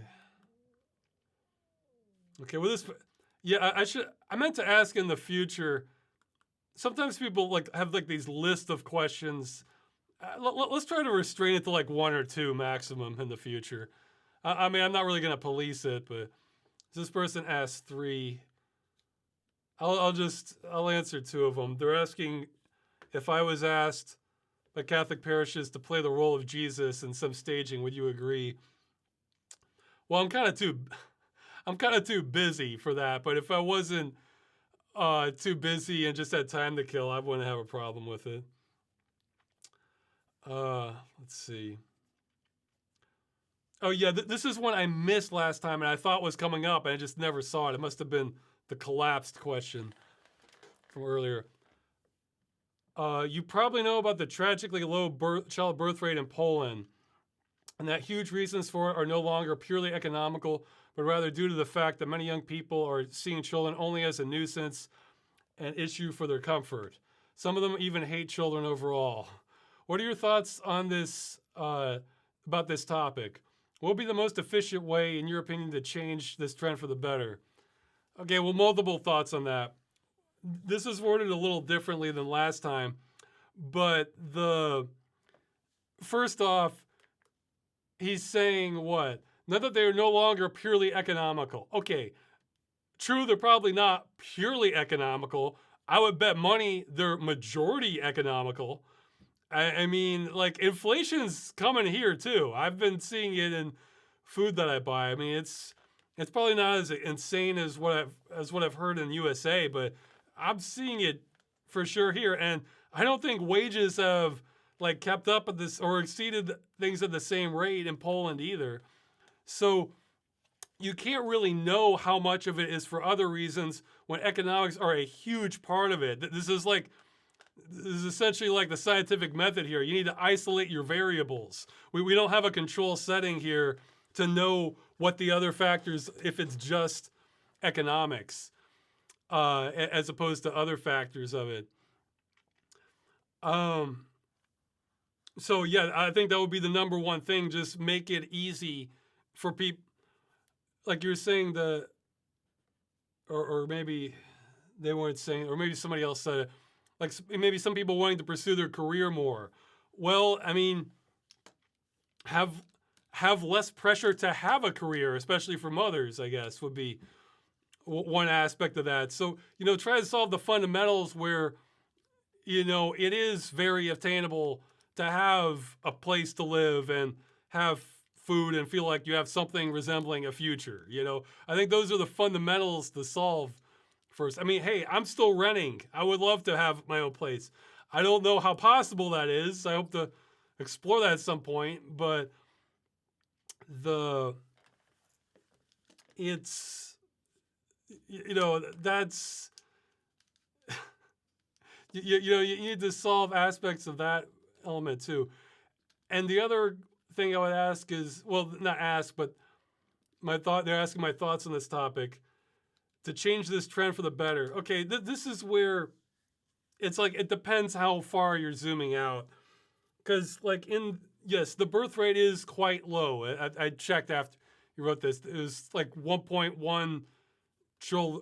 Yeah, it's like 1.1 is the ratio. Whereas in order to have a stable populace, you want like something like 2.1 or 2.2. Well, but see, that's just for like what I mentioned earlier for things going the way they always have been going. And that's not where things are going. I mean, just looking from a resource perspective, the number I've seen from ecologists and people who have tried to plot this out is the number of people the Earth can kind of sustain with technological developments without fossil fuels is about between, as I've heard, numbers ranging from about between 1 and 2 billion. So we are already way, way the hell over that. Now, we don't really have to pay the bill on that, probably for a couple generations, at least in full. But the point is, it's like we're already overextended. It just doesn't look like it because we have a surplus of resources that we're burning through. So, I'm sure most game players are familiar with this concept. If you're playing like a strategy game and you're mining gold at a slow rate, but you have several thousand in your stores, in your coffers, and you're making troops left and right and you're burning through that, like, yeah, everything's fine now, but you're going to have to come at a more sustainable rate once you run out of that surplus. Or it's the same thing in other games, but it's the same fundamental concept. So the idea that the birth rate's lowering, great, normally. However, that's the sort of thing where it's like you can't just change that, then everything's fine, because a lot of economics and supply chains kind of depend on having like a steady labor rate or, a steady birth rate, that's population, that sort of thing. So you kind of want to do that gradually and have systems in. We can totally handle a much lower population. In fact, that's almost mandatory over a long period of time. However, if you do that really rapidly, yes, that causes chaos. So it would be good to have a plan to kind of gradually bring it down to a more sustainable rate. So if we're already overextended, then bringing it down below the rate of sustainability, below 2.0, I guess, that's a good thing overall, but it does create complications that we have to plan for. And best I can tell, that's no country's doing that.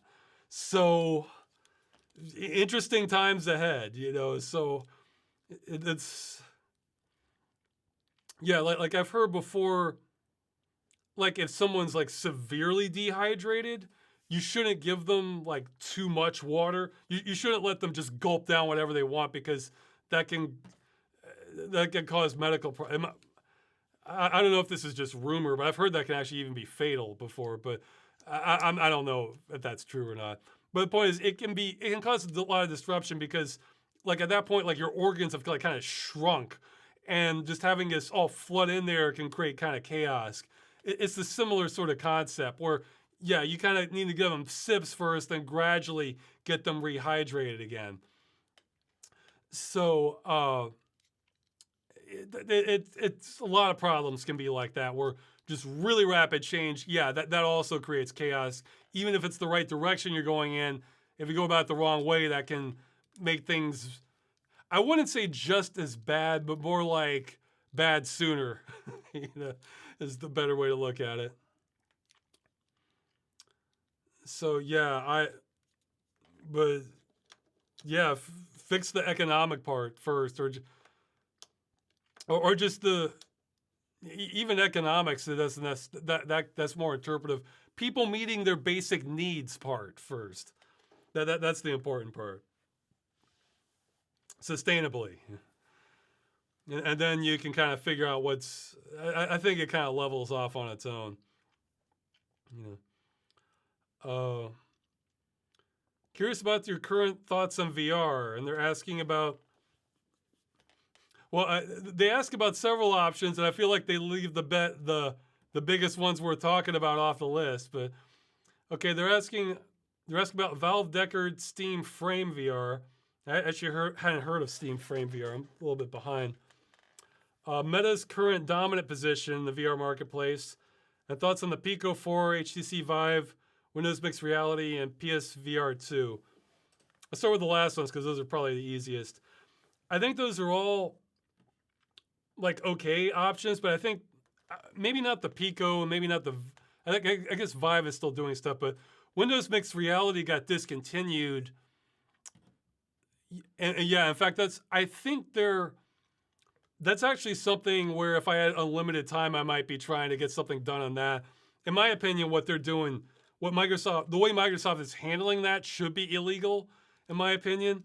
But I just don't have the energy to pursue that. Where what they're doing is they have Windows Mixed Reality headsets. In order to install the drivers, you have to download the drivers from Microsoft. Except they're ending support for that, so they're making it so like you can't just install that through the OS. Now, of course, Microsoft is free to end support for that and not have it run on Windows 11 or later builds of Windows 10. Yeah, that sucks, but that's understandable. You can't expect endless support. But then to tie the ability to run that, to just even install that on, like, let's say an older build of Windows to them and then shut that down so that they're bricking the hardware, that's what I think should be illegal. That to be able to not install drivers offline. But that said, I think there's like a third-party workaround that somebody was like hacking together a solution for that. So that could still be viable, but the way Microsoft handled that, in a sane world, that would be illegal. And for all we know, it's another one of those like legal gray areas where maybe it's legal, maybe it's not, and it just never been tested. I basically, yeah, this is something where I share, well, I mean, I probably overlap quite a bit, but I share sentiment 100% with the right to repair movement on this, that like no company should be allowed to just deliberately brick your hardware that you've bought and paid for in full. Like that's just, this is insanity. It's even gotten to that point. So PSVR 2, I think they're just kind of winding it down. I don't know if it's discontinued, but I think Sony has kind of abandoned future VR plans.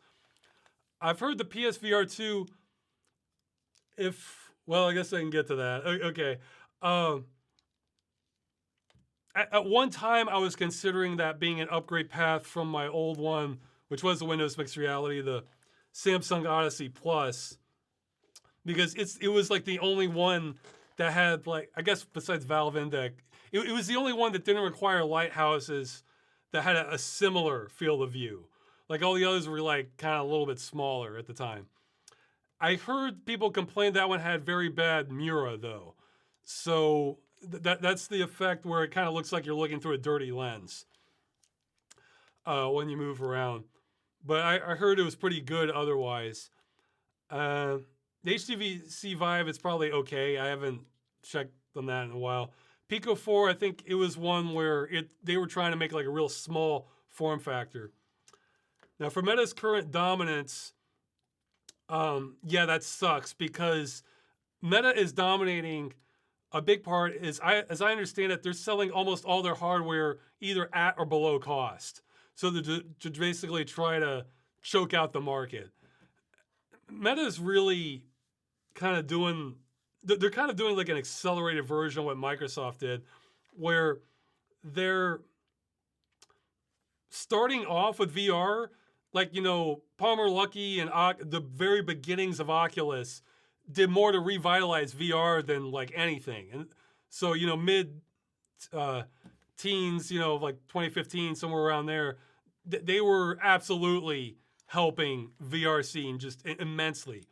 But then immediately Meta, then Facebook, went and started creating like this walled garden infrastructure and making exclusives on their platform that weren't universal, trying to rope everything in. So, and this is when VR was and still is kind of a niche audience. The last thing it needs is trying to divide that even further. So it's like, I'm just so annoyed at them for doing that. To just like to split everything up. And like I think even now they're trying to hijack, I think it was OpenXR, and like make it so that like these standard solutions are like for, you know, Meta headsets only. And so if you have a third party one, it like won't, like even if it's supporting OpenXR, it might not work. I forget the details on that. I can maybe have a link on that if I can find it. I'll put it in the description if I can find something like that. But yeah, in my opinion, Facebook, it's like they're trying to strangle things in its crib for VR adoption. I hate that. Now that's, so a lot of third-party companies haven't been able to compete on like the same level if, you know, Meta's selling it at under cost, you know, because then they're just trying to they're trying to corner the market essentially. That said, where there has been competition, as I understand it, has been more in the high end, which Meta's kind of abandoned, though that might have changed recently, where they're just going for more of the low cost ones. Whereas for like the enthusiast end, they haven't been doing much. So that's has created some space for other companies to get in there. Yeah, like the companies that you didn't mention, the big ones I've heard of now are currently Pimax, Meganex, and Big Screen Beyond, I think, are the big ones where they're going for more expensive headsets, but they're trying to bring features you're not getting elsewhere. But Meta has what? Meta's they did announce the Boba 3, which isn't going to be, they said it's not going to be for average consumers. It's only going to be for like developers or industry people. But that one has it has like 4K panels in each eye, I think, or something like that. There are others that have that, but its claim to fame, they're talking, I think they're saying 120 degrees field of view vertical and 180 degrees horizontally. It's like, wow. Now that's a killer feature. So I don't know when that's coming to market, or I have no idea how much it'll cost. It could be it's just priced to the moon, so consumers aren't going to be touching it anyway. But I like how that's advancing things. Right now, all I've been eyeing has been the Pimax, the Crystal Super, because they're variants of that, but they're claiming up to 140 degrees field of view, and that was like the biggest thing I wanted more of from the Samsung Odyssey, just more field of view, and that just stagnated for just years, except for Pimax. So at the consumer level, Pimax is like the only game in town if you want a bigger field of view, but that could be changing in the near future. We'll see. And for for Valve Deckard and Steam Frame VR, I actually need to catch up on details on it. I'm actually not that interested if it's not going to be increasing the field of view.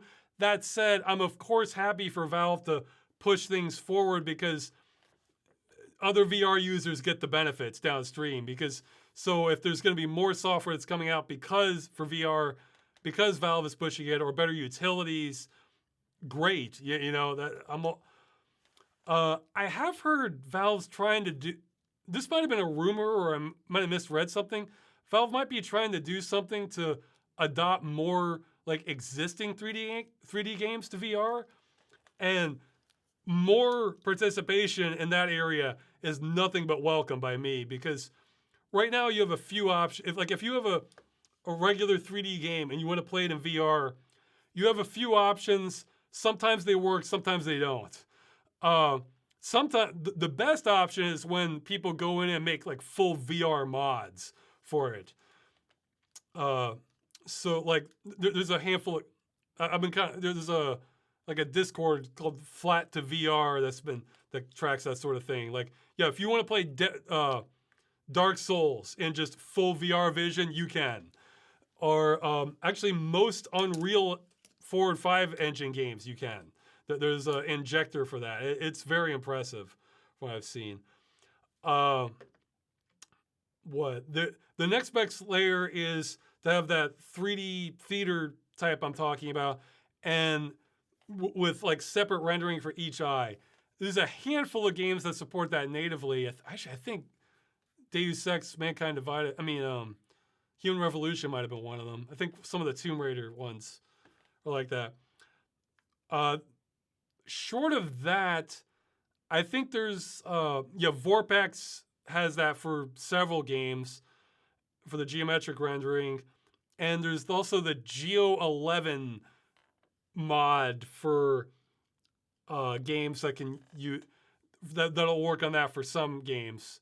I think that's geometric rendering. I'm not sure, but below that there's what's called the Z buffer rendering, where it what it does is it accesses the 3D buffer and it doesn't render it separately each eye like the cameras, like you were there in the game, but it takes the 3D image, essentially renders the geometry for each eye separately and just sort of wraps that texture over it.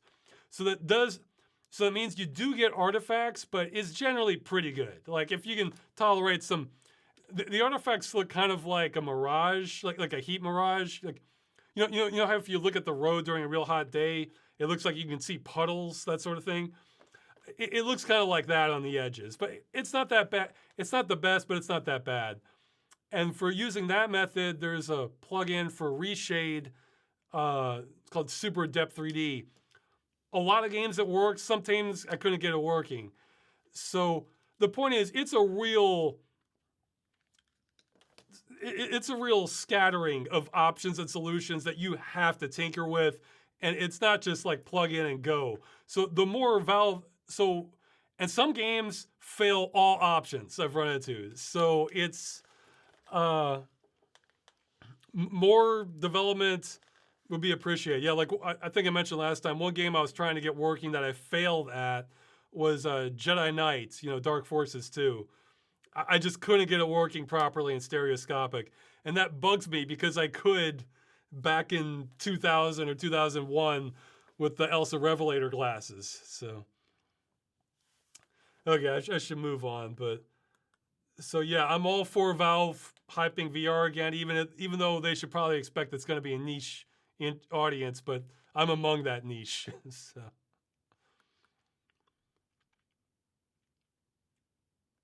Okay, I'm gonna skip some more questions I don't have great answers for. Let's see. Oh wow. Well, I hadn't seen this question. Do you think Xbox truly believes the business decisions they've been making lately will salvage the brand? Because I sure as hell don't. I'm already prepaid up until next year, but after that, I'm out. Yeah, they've been doing a lot of unpopular stuff. They've been shuttering studios, and I think they recently jacked up the price on, was it Game Pass? Though to be honest, I'm kind of glad on that latter one, not because I want people to get screwed, but because I always saw that as a Trojan horse, where they were trying to get just huge.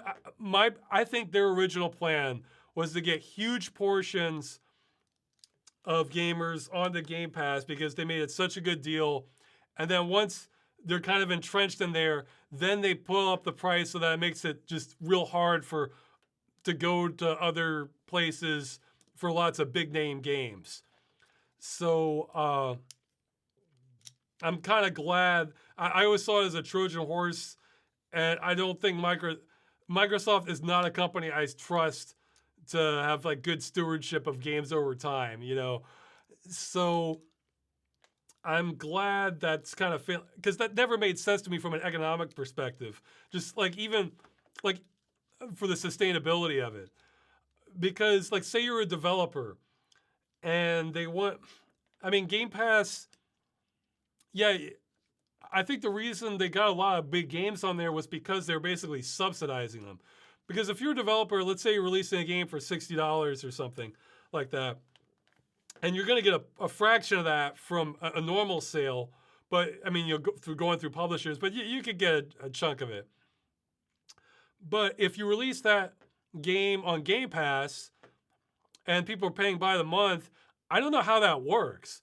I would think for just a normal developer, what they would do is they would have stat tracking, and if people played your game that month, then you get a percentage of the income from that. And that's almost certainly going to come out to less than if the people just bought a copy of the game. Like even on sale, I would think it would come out to less. So the way they get big names to get on board is say like, hey, we'll give you like a $1 million sign-on bonus for something if you have your game on Game Pass to basically make up for the lack of sales revenue. I'm just speculating on this, but this is what would make sense to me in terms. I don't know how they have it structured. So, but in the long term, it's just you're going to make more money even with places like Steam taking their cut. I would think just by selling the game normally, than you would have it on essentially a rental system. So that never struck me as sustainable unless it was just like an add-on. Like if people just wanted like to rent a bunch of games, I could see that working as just like an add-on bonus. Like, maybe the company releases it like a month or two after it gets most of its sales. And that's just like, okay, well, we've gotten the bulk of our sales. Well, we can put it on here, get a little bit more pocket change. Yeah, why not? So, but yeah, for Xbox branding, I don't even know everything they're up to. Oh yeah, that's right. They were pushing AI for some stuff, which I think AI is great for very narrow use cases. And just, I think it's, I'm not sold on how practical or how good a thing it is for just general use things. I think AI is good for just things where having a human do it is a real hassle or a problem, and having errors in your output isn't a big problem either. So I think AI can be good for that, well, for things like that. Yeah, geez, Mike. Okay, well, this is an Xbox, but I remember who the hell knows what's true when a representative from Microsoft opens their mouths. But they said before that they were like, for their new code, it was 30% AI for Windows. I'm just thinking that sounds like a nightmare to me, because AI is good for things where you want a sloppy job done fast that you don't have the resources to do on your own. That's where AI has potential. That's the last thing. AI is the last place I think you would want for code for an operating system. That's where you want the most tailored, efficient professional code possible, because that's going to have efficiency, because every inefficiency is going to get amplified across millions of users. So, if you are just slapping your code together, assuming it even works properly, then that could be, let's say, then that's 10% less efficient. Well, now that's costing everybody who uses that system like 10% in efficiency. Like AI, the operating system is where you would want the most like low-level efficient code possible, I would think, because it just, all the ramifications flow down from that. If you're making a simple 2D game or something, like, sure, you can have inefficiencies left and right, because, you can still play the game even if it uses twice the power. Yeah, it's nice to use less power, but you can get away with it, and the vast majority of people are going to have a good experience. But,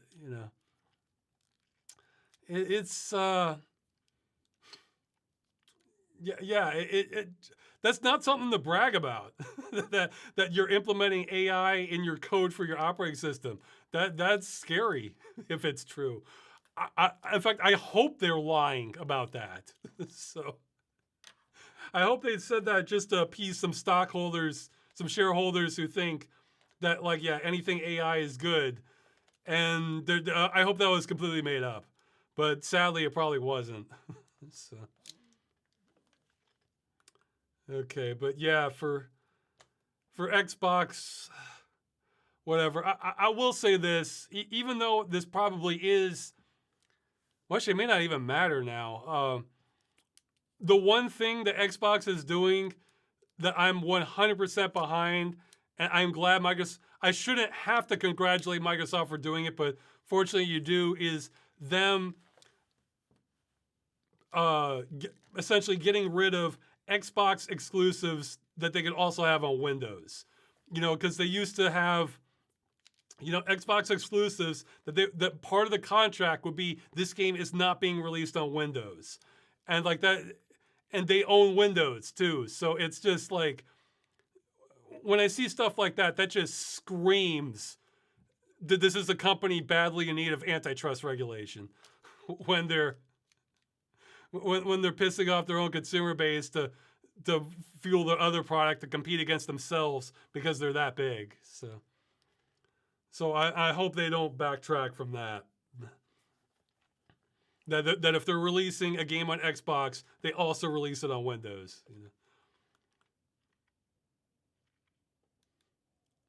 Why did you make Tom do so many "Let's Get Boppin" takes? I don't remember making him do them like a ridiculous amount, but my memory is kind of fuzzy on that. I mean, usually if I'm having somebody do multiple takes,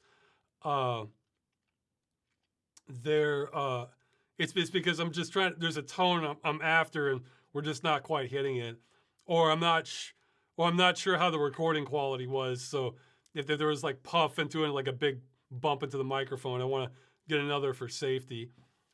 I don't remember the details, but I do remember. I can say with certainty that whatever I asked them to do wasn't nearly as bad as what I inflict upon myself sometimes with recording takes. So.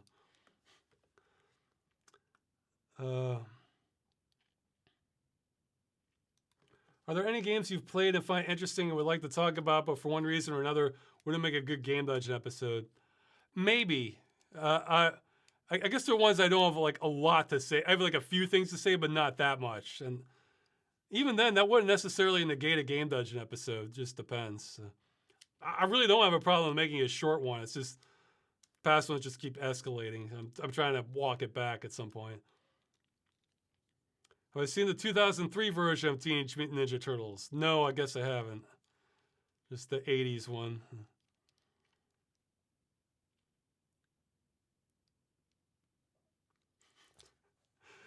Now that you're well and truly done all you can for Stop Killing Games, do you feel relaxed, anxious, or maybe even a little aimless? No, not at all. God. Like, well, one, I'm not done. Like, in fact, I had like some sort of semi-emergency stuff I had to respond to last week and through a good chunk of this one that I think is getting worked out, but I should probably still stay on top of it. Sorry I can't give more details, but no, I wish I was well and truly done. And as for aimlessness, not at all. I would be happy to have never even have to done any of this. I have all kinds of goals and projects I'd like to be pursuing on my own. The Stop Killing Game stuff is just, it's a detour I didn't want. And it's just, but I felt like nothing was going to happen if I hadn't stepped in. I think there's probably a lot of evidence to support that. Now, thankfully, I think that's not the case now, but I also think there are some kind of critical steps that I probably should help with if it's needed, is the difference. But yeah, no, I'd love to be done with it, and I can guarantee under any scenario I would not feel aimless, regardless of how it turned out. So.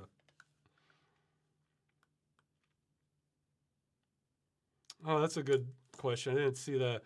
What's a song that you like from a genre that you don't typically enjoy listening to? Oh man, I wish I spotted that one earlier. Well, Well, again, I don't frequently listen to it, but I do like big band music, and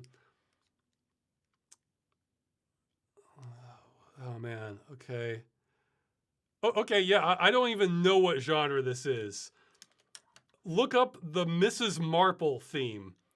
It's like played on a harpsichord. It's like this Agatha Christie thing from like the 50s or 60s, and it's catchy.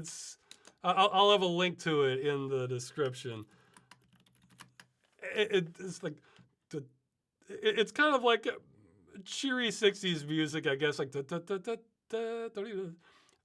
of the reason I like it is because they just kind of go nuts on the harpsichord. Where it's like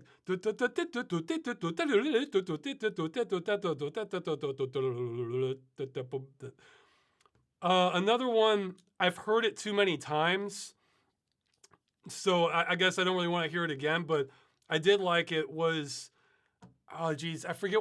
I don't remember what the actual name of it is, but it's another one like the '60s. It's the Pulp Fiction theme. I'm sure somebody in the chat probably knows what the real title of it is. Dun, dun, dun, dun, dun, dun. That one's where it's kind of, that's not really my favorite genre, but I kind of like there's so much going on in that song. You get kind of impressed by just them, by just the execution. So he's asking, do I like country, folksy, bluegrass music? I'd say 99% no, but occasionally there can be kind of like country-ish, like maybe old time country-ish themes I like. Yeah, Miss Your Low by Dick Dale. Yeah, okay, that sounds right. Yeah, like for country music, I'm thinking stuff like, I'm thinking kind of like hoedown music is kind of what I'm thinking. Like well, one I still kind of like. I think I had it in the Cult Tycoon episode, was like from. Actually, I think that was, yeah. Geez, that was. I think that was another spoof. Well, not like a semi plagiarism of another song, but like the country banjo music theme and Cosmos Cosmic Adventure. It's like I don't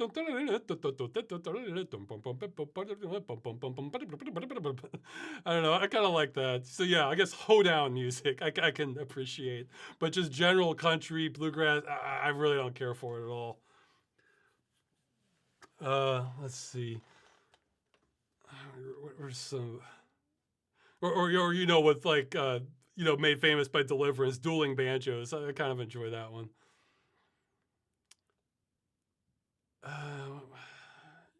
No, that's a good question. 'Cause I know there's some. Well, I guess I do kind of like it, but I don't listen to a lot of it. But it's the sort of thing where like I certainly can like it. Reggae music. I'm trying to think of like. There's one that I think there's one called Reasoning Heavy I found back in the mp3.com days. I might still have a copy of. I'll put a link to that if I can find it. Oh yeah, there was one like, your mind is not dirty, so don't let no one wash your brain. Like, boom, bop, bop, bop, bop, bop. Yeah, I like. I'm not like crazy about it, but I can enjoy reggae beats.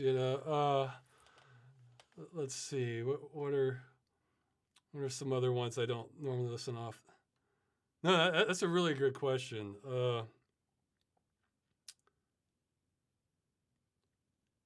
Yeah, I'd have to think. Well, another one, I don't even know what genre this is, but I guess I can like other music like this. But I was thinking of like the No Rest for the Wicked by Cage the Elephant. That one just has a cool flow to it. Yeah, I first found out about that song from Borderlands, and I was thinking, wow, this is a pretty great intro. So, okay.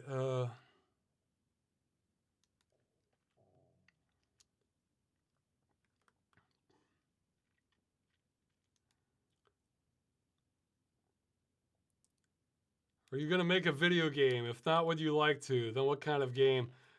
I'd. I have no plans to. I could. I could see conditions aligning that I might consider it if I just felt like just truly inspired by some concept. But I have a lot more like movie ideas or or episode ideas than game ideas. Plus, the other thing is, right now I feel like I'm awash in games. There are literally hundreds of games I'm meaning to get to. So when there's so much stuff I'm interested in that I haven't gone through yet, it doesn't like set it doesn't like light a fire under me to want to like make my own when I'm just already awash in it. That's part of the reason why the issue with game destruction bothers me so much. It's because, okay, I'll have these games on my list, and then by the time I get around to them, oh yeah, they're gone. You can never play them again, and it just pisses me off, So it's like I don't. I don't like having to wait on games. I like games waiting on me. Is how I prefer it. You know, I mean, for ones that are already out, that's both true in when I get around to playing it and the gameplay. You know, if the game's, if I'm like in the game, I have some unskippable part that I think is dumb, then I don't like that either. So, somebody's saying I game too slowly. Well, yes and no. I'm actually, because I get look, I get the feeling I'm gonna go through more games than way more than the average gamer. So some I go too slowly, yeah, but then when I do go through them, I can go through a lot. And by go through, see the other thing is what we mentioned earlier. If I'm not enjoying the gameplay, but the game intrigues me, I go immediately to the playthrough, and then I sort of get to experience some of the game that way.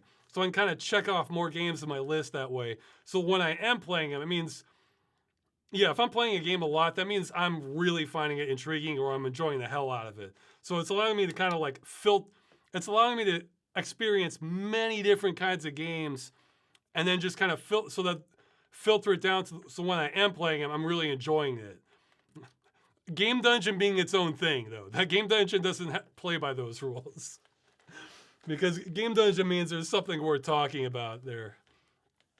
So I think I'm eventually going to go through way more games than the average person.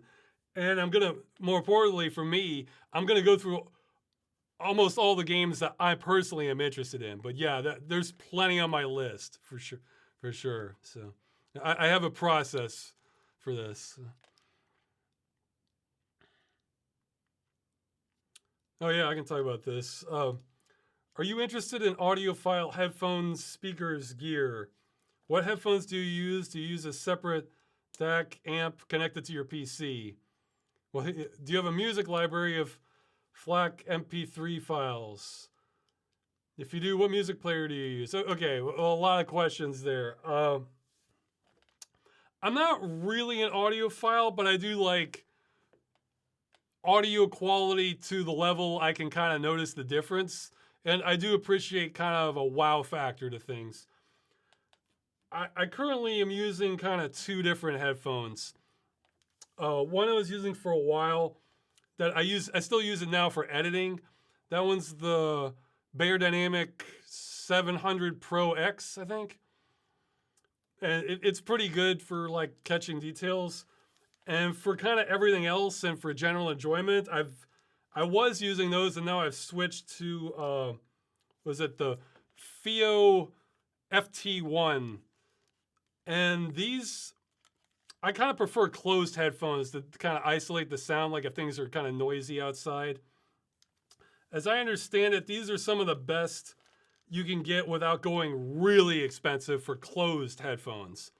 And you can see padding here because my skull is a weird shape. And even on the smallest setting, they would sink down on my ears. So I had to find these like pads to add to them. I've been pretty impressed with these. These are, for what I'm looking for, I think I kind of wanted that like effect as though I had speakers, but have some sound isolation. And like a lot of better headphones are like open headphones. So maybe if I eventually move where things are a quieter environment, I could move to open headphones. But no, they're pretty nice. I mean, they're not like audiophile grade, but they're definitely, you know, not something you'd buy like just from a kiosk or something like that. So those are the main ones I'm using, but for editing, I'm still using the Beyerdynamic ones. Let's see. Yeah, because I guess I actually did get to try some real high end closed ones. They were with the LSA HP2 ones, which I've heard they're similar to. Geez, I don't even remember the name of them now. There were some better known ones. Let's see.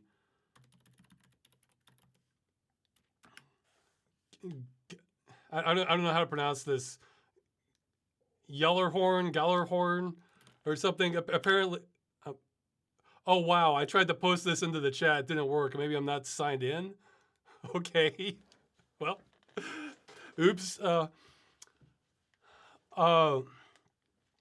the yeah, well anyway, I heard those and I could hear more details on those, but they were like those caught like every single little tiny imperfection you can imagine. They were like microscopes. I was thinking, you know what? I'm not a good enough sound editor to warrant something like this, and this is just gonna make me feel like my audio mixes are even more crap.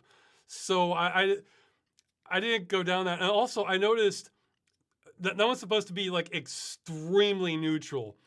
And what I found was, while I had impressive bass, I found that bass wasn't heavy enough for me. So I'm more of a bass head than I realized. Is what it comes down to. Because like ideally, I'd probably be having like full speakers and surround stuff, but I don't want to have to disturb neighbors or my wife with it. So I am kind of restrained to headphones for the most part. But yeah, let's see.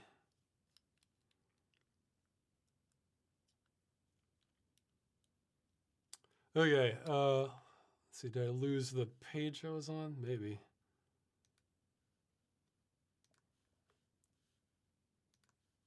Yeah.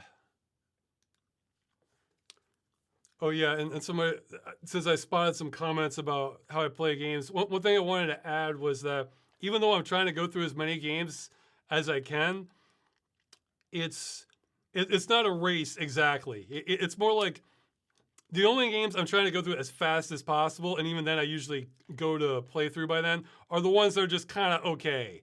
Like they're not wowing me. If I'm enjoying the game, I take as long as I want on it. So it's kind of like I just want to rush through the ones that aren't really that great for or intriguing to me until I get to the good stuff. So it's kind of like so it's like a rush through some and then just take as long as I possibly want on others. It just depends on how much it's gripping me, you know. So yeah, the goal is not the number; it's the trying to get the breadth of the experience there. Okay. Oh yeah. Okay. So yeah, those are headphones. I do have a DAC I use. It's Focusrite Scarlett Solo, and as I understand, they have multiple generations. I think this is first generation. It's generally all right, though there is a driver problem where occasionally, if I'm talking in the mic, it picks up just like constant pops, and the only way I could fix it was to just reboot. I'm assuming that's a driver problem. It could be a Windows problem, but rebooting always fixes it. But now it has me paranoid whenever I do a recording session. I always just do a test line for like 10 seconds to make sure that's not happening because I don't want to risk losing a session on it. Let's see.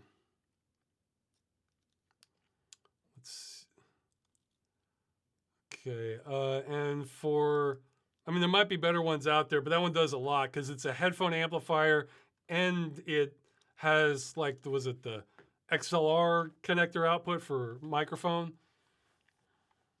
So you probably need like two devices to replace it. But yeah, it's okay. It could be better, but it's all right. You know. And for music playing, I'm mostly using Fubar 2000, but that's not where I want to end up long term once I have my music sorted out. I want something that I might need like a custom player or something, or something with more functionality that could like read.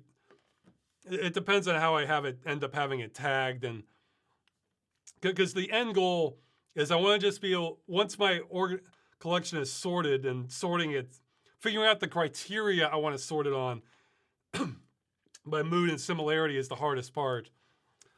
Once that's sorted, I would want to be able to just pick a general kind of mood and just hit like random play, and then I'll have it like kind of select stuff that's similar sounding, you know.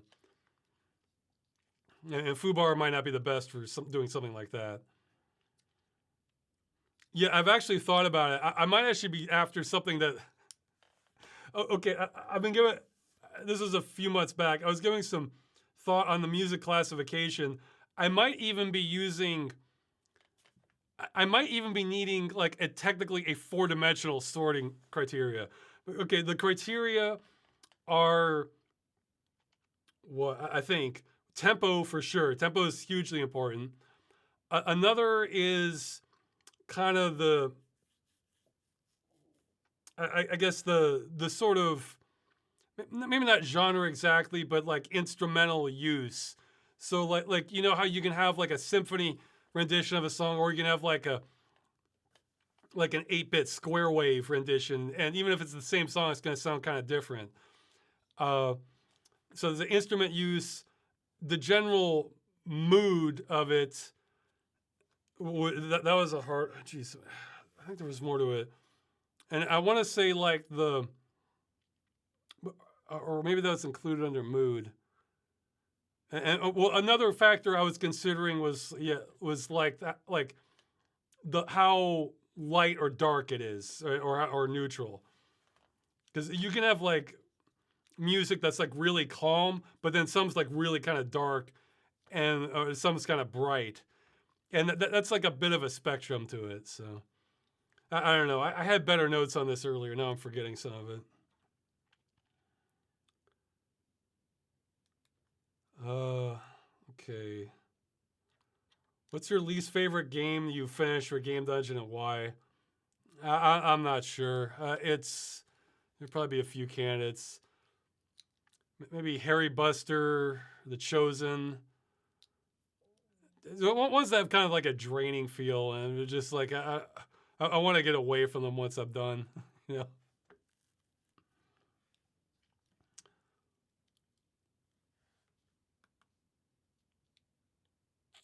And the thing is, when there's time pressure, that kind of colors my attitude towards it too. So,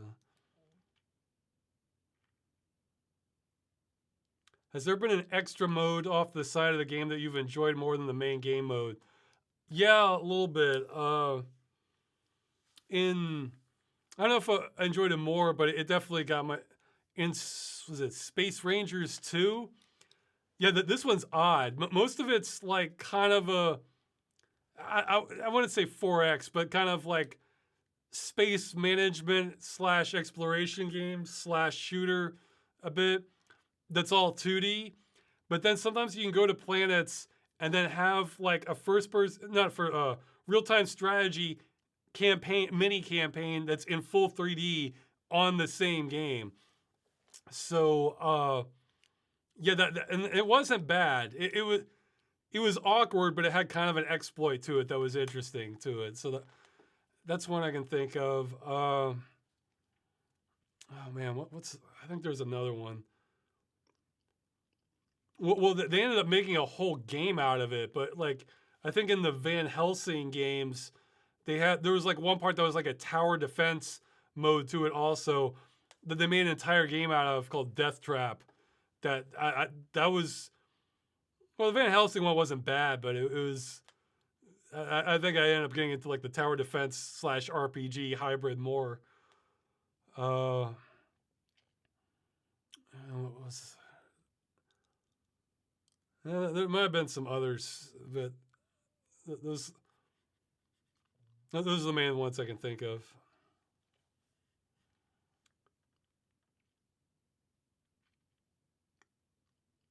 Oh yeah, that was another one. In Grand Theft Auto San Andreas, the gang warfare. I enjoyed that more than the main campaign. That was easily the highlight of the game for me. That part was so much fun. Where you're trying to where you're trying to expand your territory and defend it. That was great. So should make that's a good game concept in itself. So.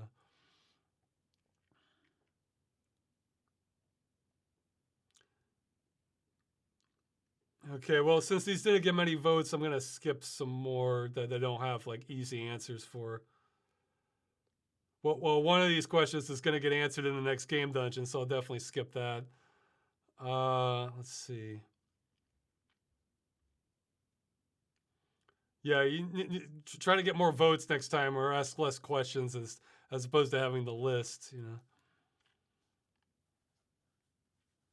Oh yeah, this one. It seems that consumer level PCs are going to consume more energy, but it doesn't seem to translate to equal performance. Do you think that there should be limitations about power consumption? And is it always right that a high-end computer that consumes double the power should deliver double the performance? Okay, well, several things there. Well, for the last part, depends what you mean by right. I mean, if in terms of like, is that correct? No, that's not correct. There's all kinds of hardware where doubling your power does not double your performance. And that's due to just many, many reasons. GPUs and CPUs are incredibly complex devices that, it depends on just many, many factors as opposed to just needing more power and that can run faster. Now, I mean, there are often correlations between having more power and being able to get more speed because you can drive things at higher clock speeds or bus speeds, but it's no way a one-to-one thing that you know I can't even fathom the kind of engineering that goes into those devices. So for them consuming more energy, yeah, it's like yes and no, because as you have die shrinks, you get the same amount of performance for far less power typically, because it doesn't need as much energy to go through the circuits with the smaller transistors. But we are seeing it. I kind of see the ballooning power requirements as kind of a sign that we're kind of getting close to the edge for what we can do honestly, for how small we can shrink the circuitry, because they're talking about like transistors like a number of atoms thick, and it's like, there's not a lot of clearance on that, and there's only kind of two ways you can go from there. One is to just have more, that's why CPUs kind of ran into that wall a long time ago. That's why we have so many multiple cores now, because we can only juice individual cores so much, whereas it required the software to kind of follow along with it. But if you can disperse the load on it, you can get a lot more performance on it. Though even then that's not like a one-to-one thing for most programs. That's especially games. It involves a lot of forethought for being able to divide that up. And with GPUs, it's just like we'll add to the number of processors essentially. With GPUs, there's less of a hard limit with how.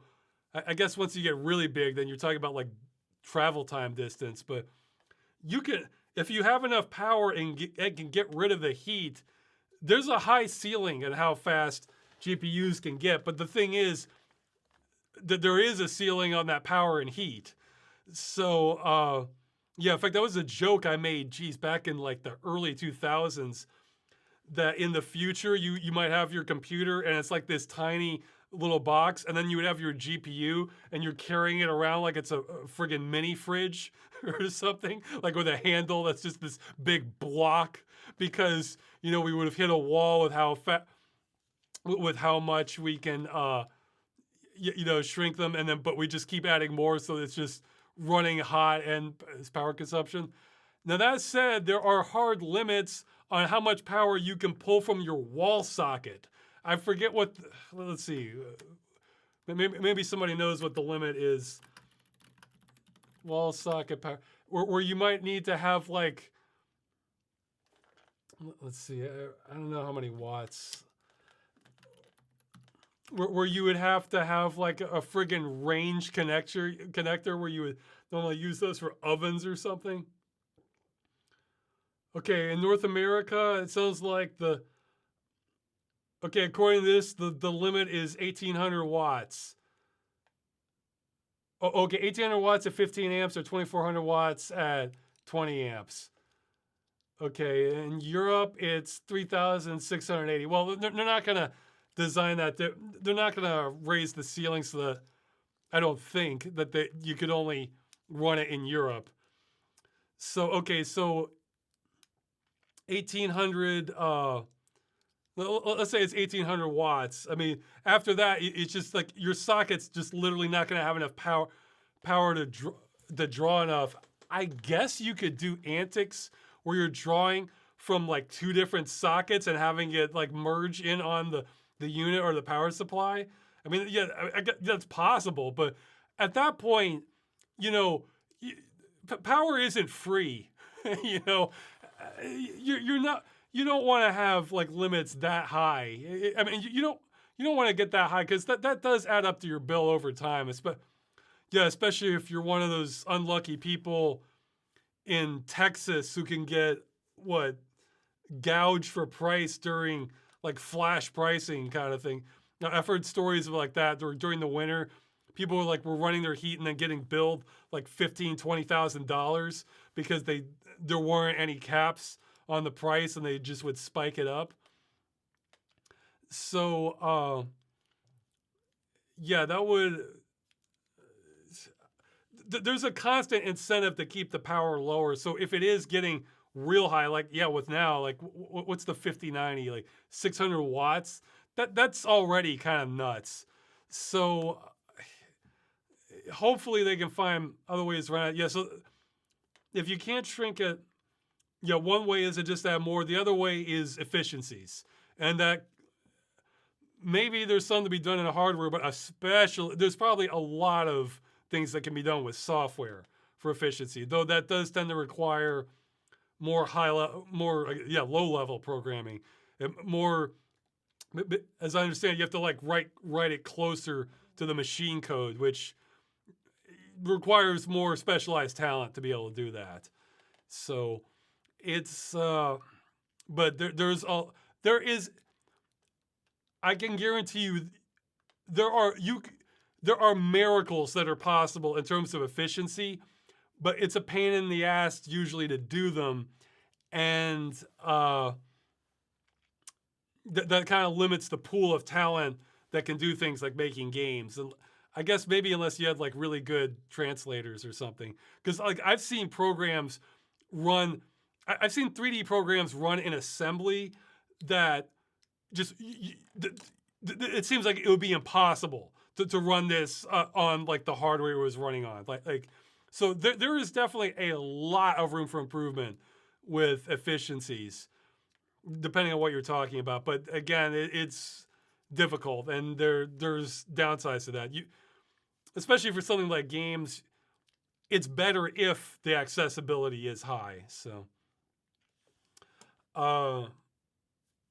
Let's see so I was talking about. Well, I haven't seen what he's referring to. He was talking about crazy stuff with Nintendo 64 hardware. I did see this demo where somebody did.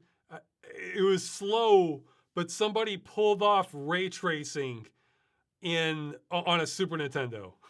Like so, if I can find a link to that, I'll put it in the description.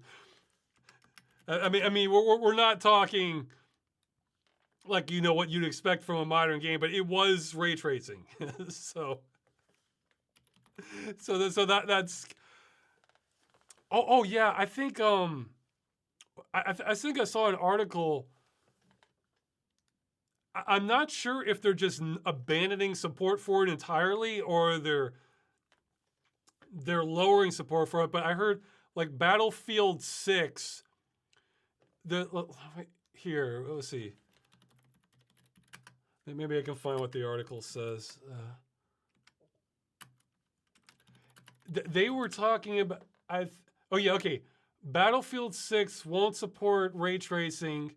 Yeah, they're ditching it, and they're saying that part of because of that, 4K at 240 frames per second is possible.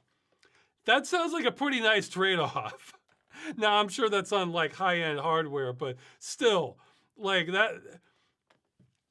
I would rather have, the best of what raster graphics has to offer and that kind of performance.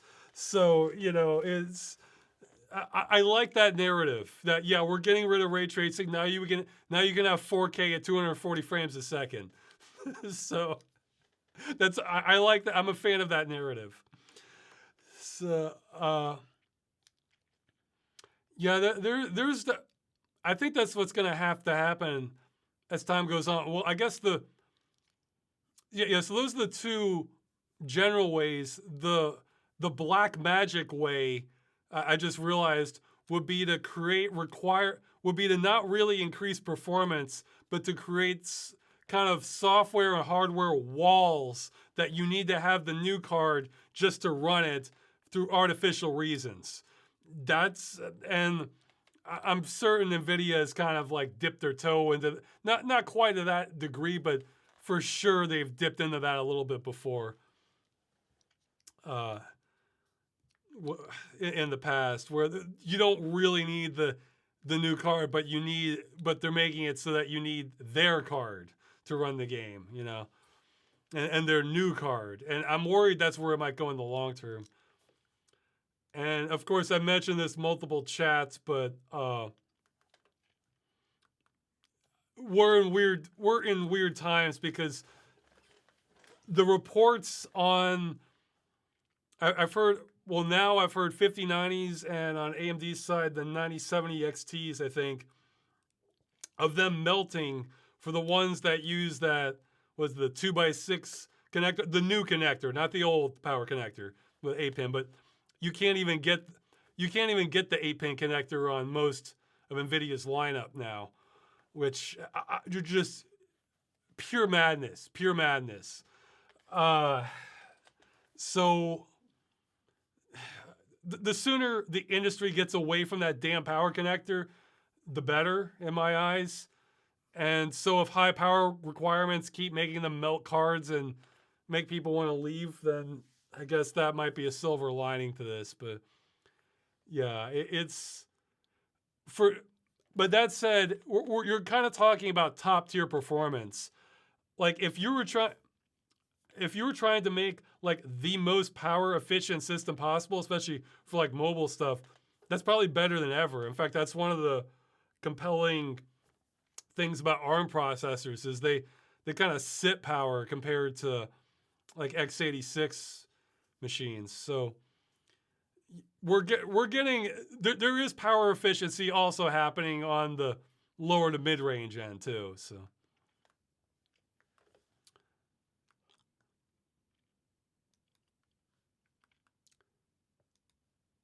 Okay, skipping some questions I've answered before.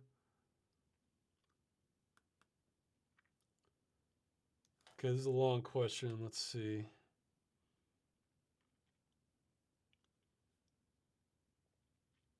Okay, this. Oh, wait. Okay, so not earn. This person is asking about like the live service game model.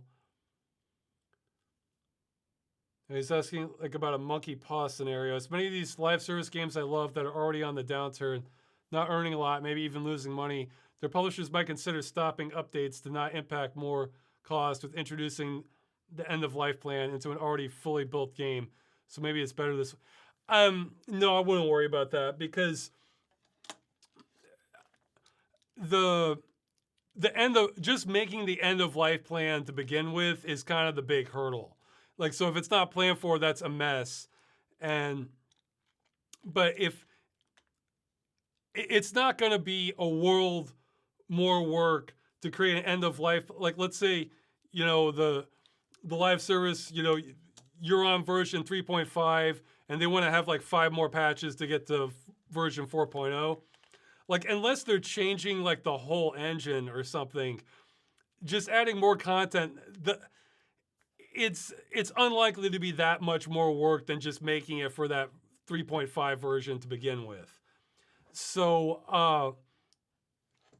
I mean, I'm not saying no work, and there might be like weird exceptions, but see, most of the updates for like live service games, they're kind of new content where they change. Or like, okay, let's say they add like a new area. So that's like a lot of models, textures, sound, maybe some animation. Yeah, add new weapons, textures, animations, that sort of thing. Change the game values. So that's just like a list of how this stuff interacts.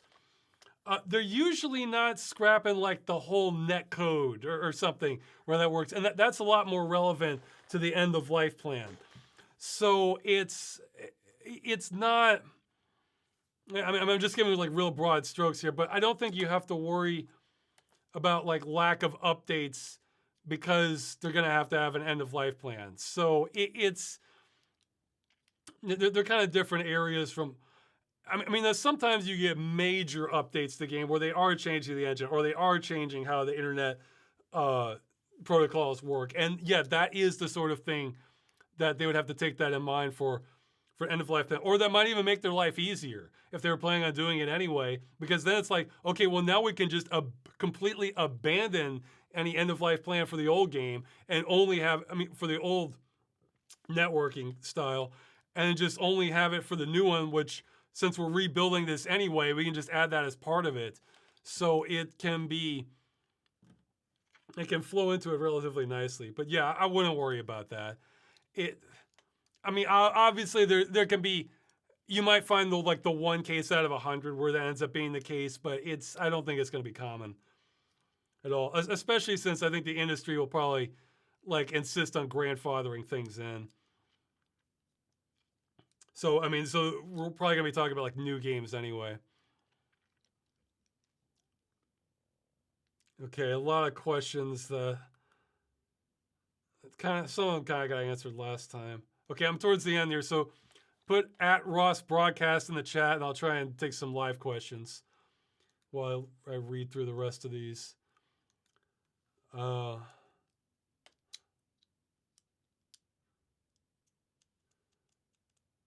see. Oh yeah, someone's mentioning the Crew 2. I haven't checked yet, but I think Ubisoft announced that it finally got offline mode for it. I mean, all right. I'm way more interested in the Crew's unlimited offline mode that's mods in the. Yeah, the Crew 2. Well, okay, no, I take that back. Well, no, I am. I don't take that back, but there's an addition to that. If I can mod the Crew 2 to get rid of that damn blur filter, then I'd be more interested in the areas that it developed that were better than the Crew 1, which is mostly like the streams and the river racing and that sort of thing, like in the swamps, because all that was better than the Crew 1, that part of it.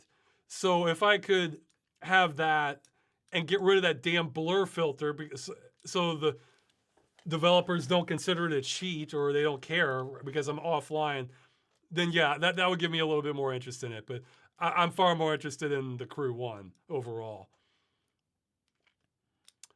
Let's see. And the last question here was, what's your opinion on the liminal spaces aesthetic? Currently, they're mostly endless games with back rooms, pools, or trains. And I know a few unique examples like Manifold Garden and Infra. I still need to play Infra. And they liked it in Echo. Yeah, there was another one. What the hell was it called? I think it was called Superliminal. It was kind of like Portal-ish, or Stanley Parable-ish. Yeah, I think that can be awesome. I think it's better if it's like planned out though. So like this is it's like a structured experience. So you're intentionally trying to like kind of blow people's minds with it. But yeah, sure, you could have all kinds of fun concepts with that. Okay. That's 2 and 1 streams ago. What do you think of luring criminals? I don't know what that is. Wait, like the Catch a Predator stuff where you're trying to lure them into. You think luring people into a crime is okay? Oh no, that's in. Okay, well, there's entrapment and then there's luring people into. I mean, it kind of depends. Like if. Yeah, well, it's kind of a follow-up question. Can you please name the Pokemon you know? Okay, there's Pikachu, Charizard, and I think that's it. I think that's the only Pokemon I know, like by name. I've seen pictures. Jigglypuff or something. Jigglypuff or something. I think I've seen pictures of a couple others. I would recognize them, but I think those are the only three I've heard of. I remember the names of. I barely know anything about that, but yeah, for the luring criminals, I mean, I think it kind of depends because you, like the example you gave with Roblox, that's for, like child predators. And like, it's kind of a gray area because on one hand, you really don't want child predators in games that are, or other spaces that are kind of meant for kids. But on the flips, I guess the counter argument to that is that, then they're just kind of creating noise for everyone else. And so for people who do just want to play the game or have a normal chat, and then here's this weirdo trying to like, waste everyone else's time, but they're really on the prowl for criminals. I mean, I don't know. I mean, you could make the argument that like, oh, they're creating temptation where none would have existed and they wouldn't have committed the crime without this. But I think there's kind of less validity to that. With Roblox, there's such a... The fact that Roblox has known to have a child predator problem, even before I think I've even heard of the luring criminals, and they're trying, and in the midst of this, they're trying to push a dating service, like in the game. It just says like, they're on just like a different level than all of this. And like, I don't really want to get too deep into this topic, but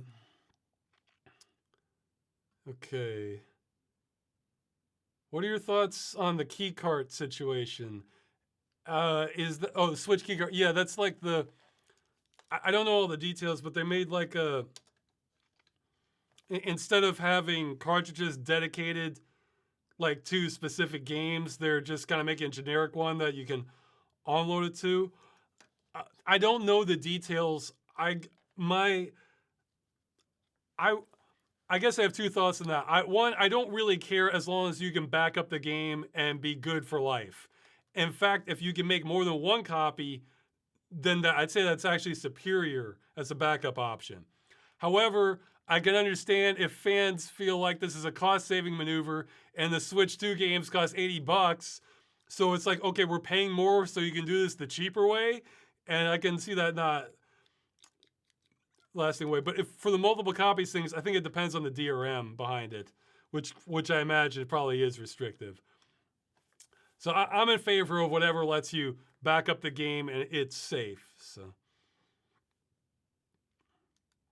okay. Have you tried American Truck Simulator? Not yet. I'm saving that one for VR, and I'm probably going to do European Truck Simulator before that. Or European Truck Simulator 2, rather.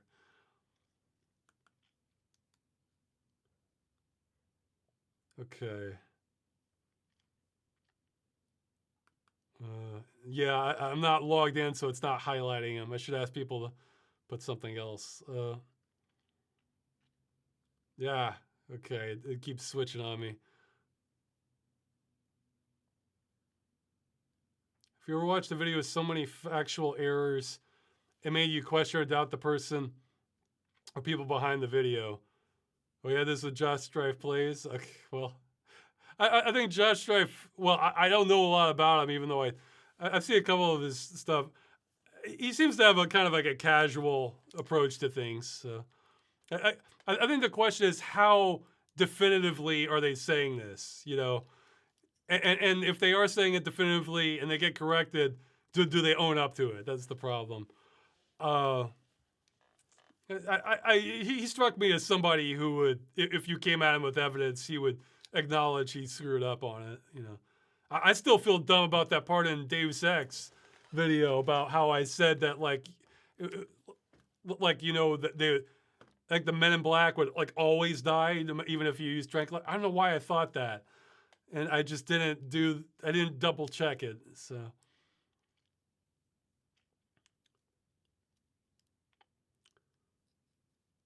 Yeah, don't do any research and gloss over various aspects.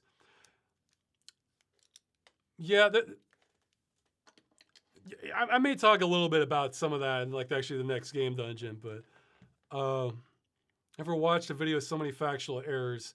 I I can't think of any offhand, but the because usually the internet just loves to jump on that when that happens.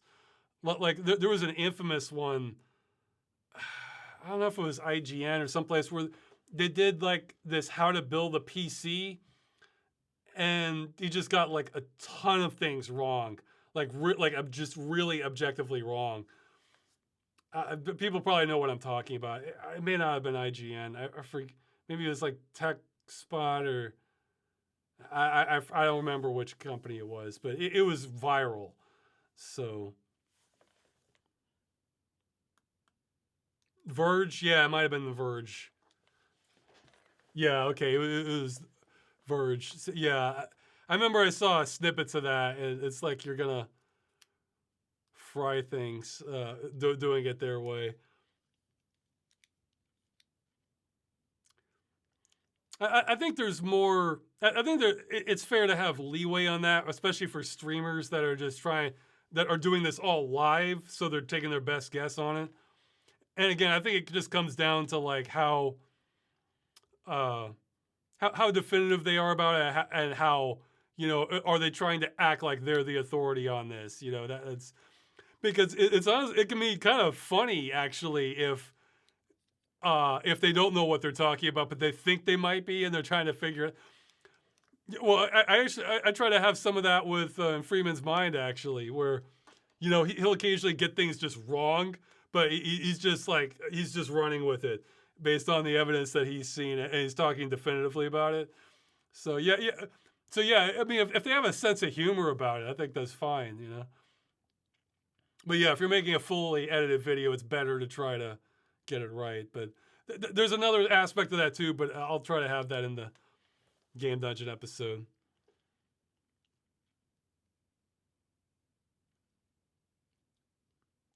But yeah, when they get it really wrong, the internet loves to jump on it. Okay. Okay, I guess I'm not seeing any others unless there's any last minute ones. I think we'll end it. Yeah, I've been going a while anyway. Okay, well, so Halloween Game Dungeon coming. Freeman's Mind also coming. More Game Dungeon after that, though I'm not sure what the order is. Maybe other stuff, and then at some point getting back to the movie. In light of everything that went on with Stop Killing Games, I'm pushing it back to like 1/4. So between January and March, I'm going to be starting on just like almost full time getting the movie off the ground. So it's going back on my word, but I can live with that for this case. So okay, video's coming. I'll see you.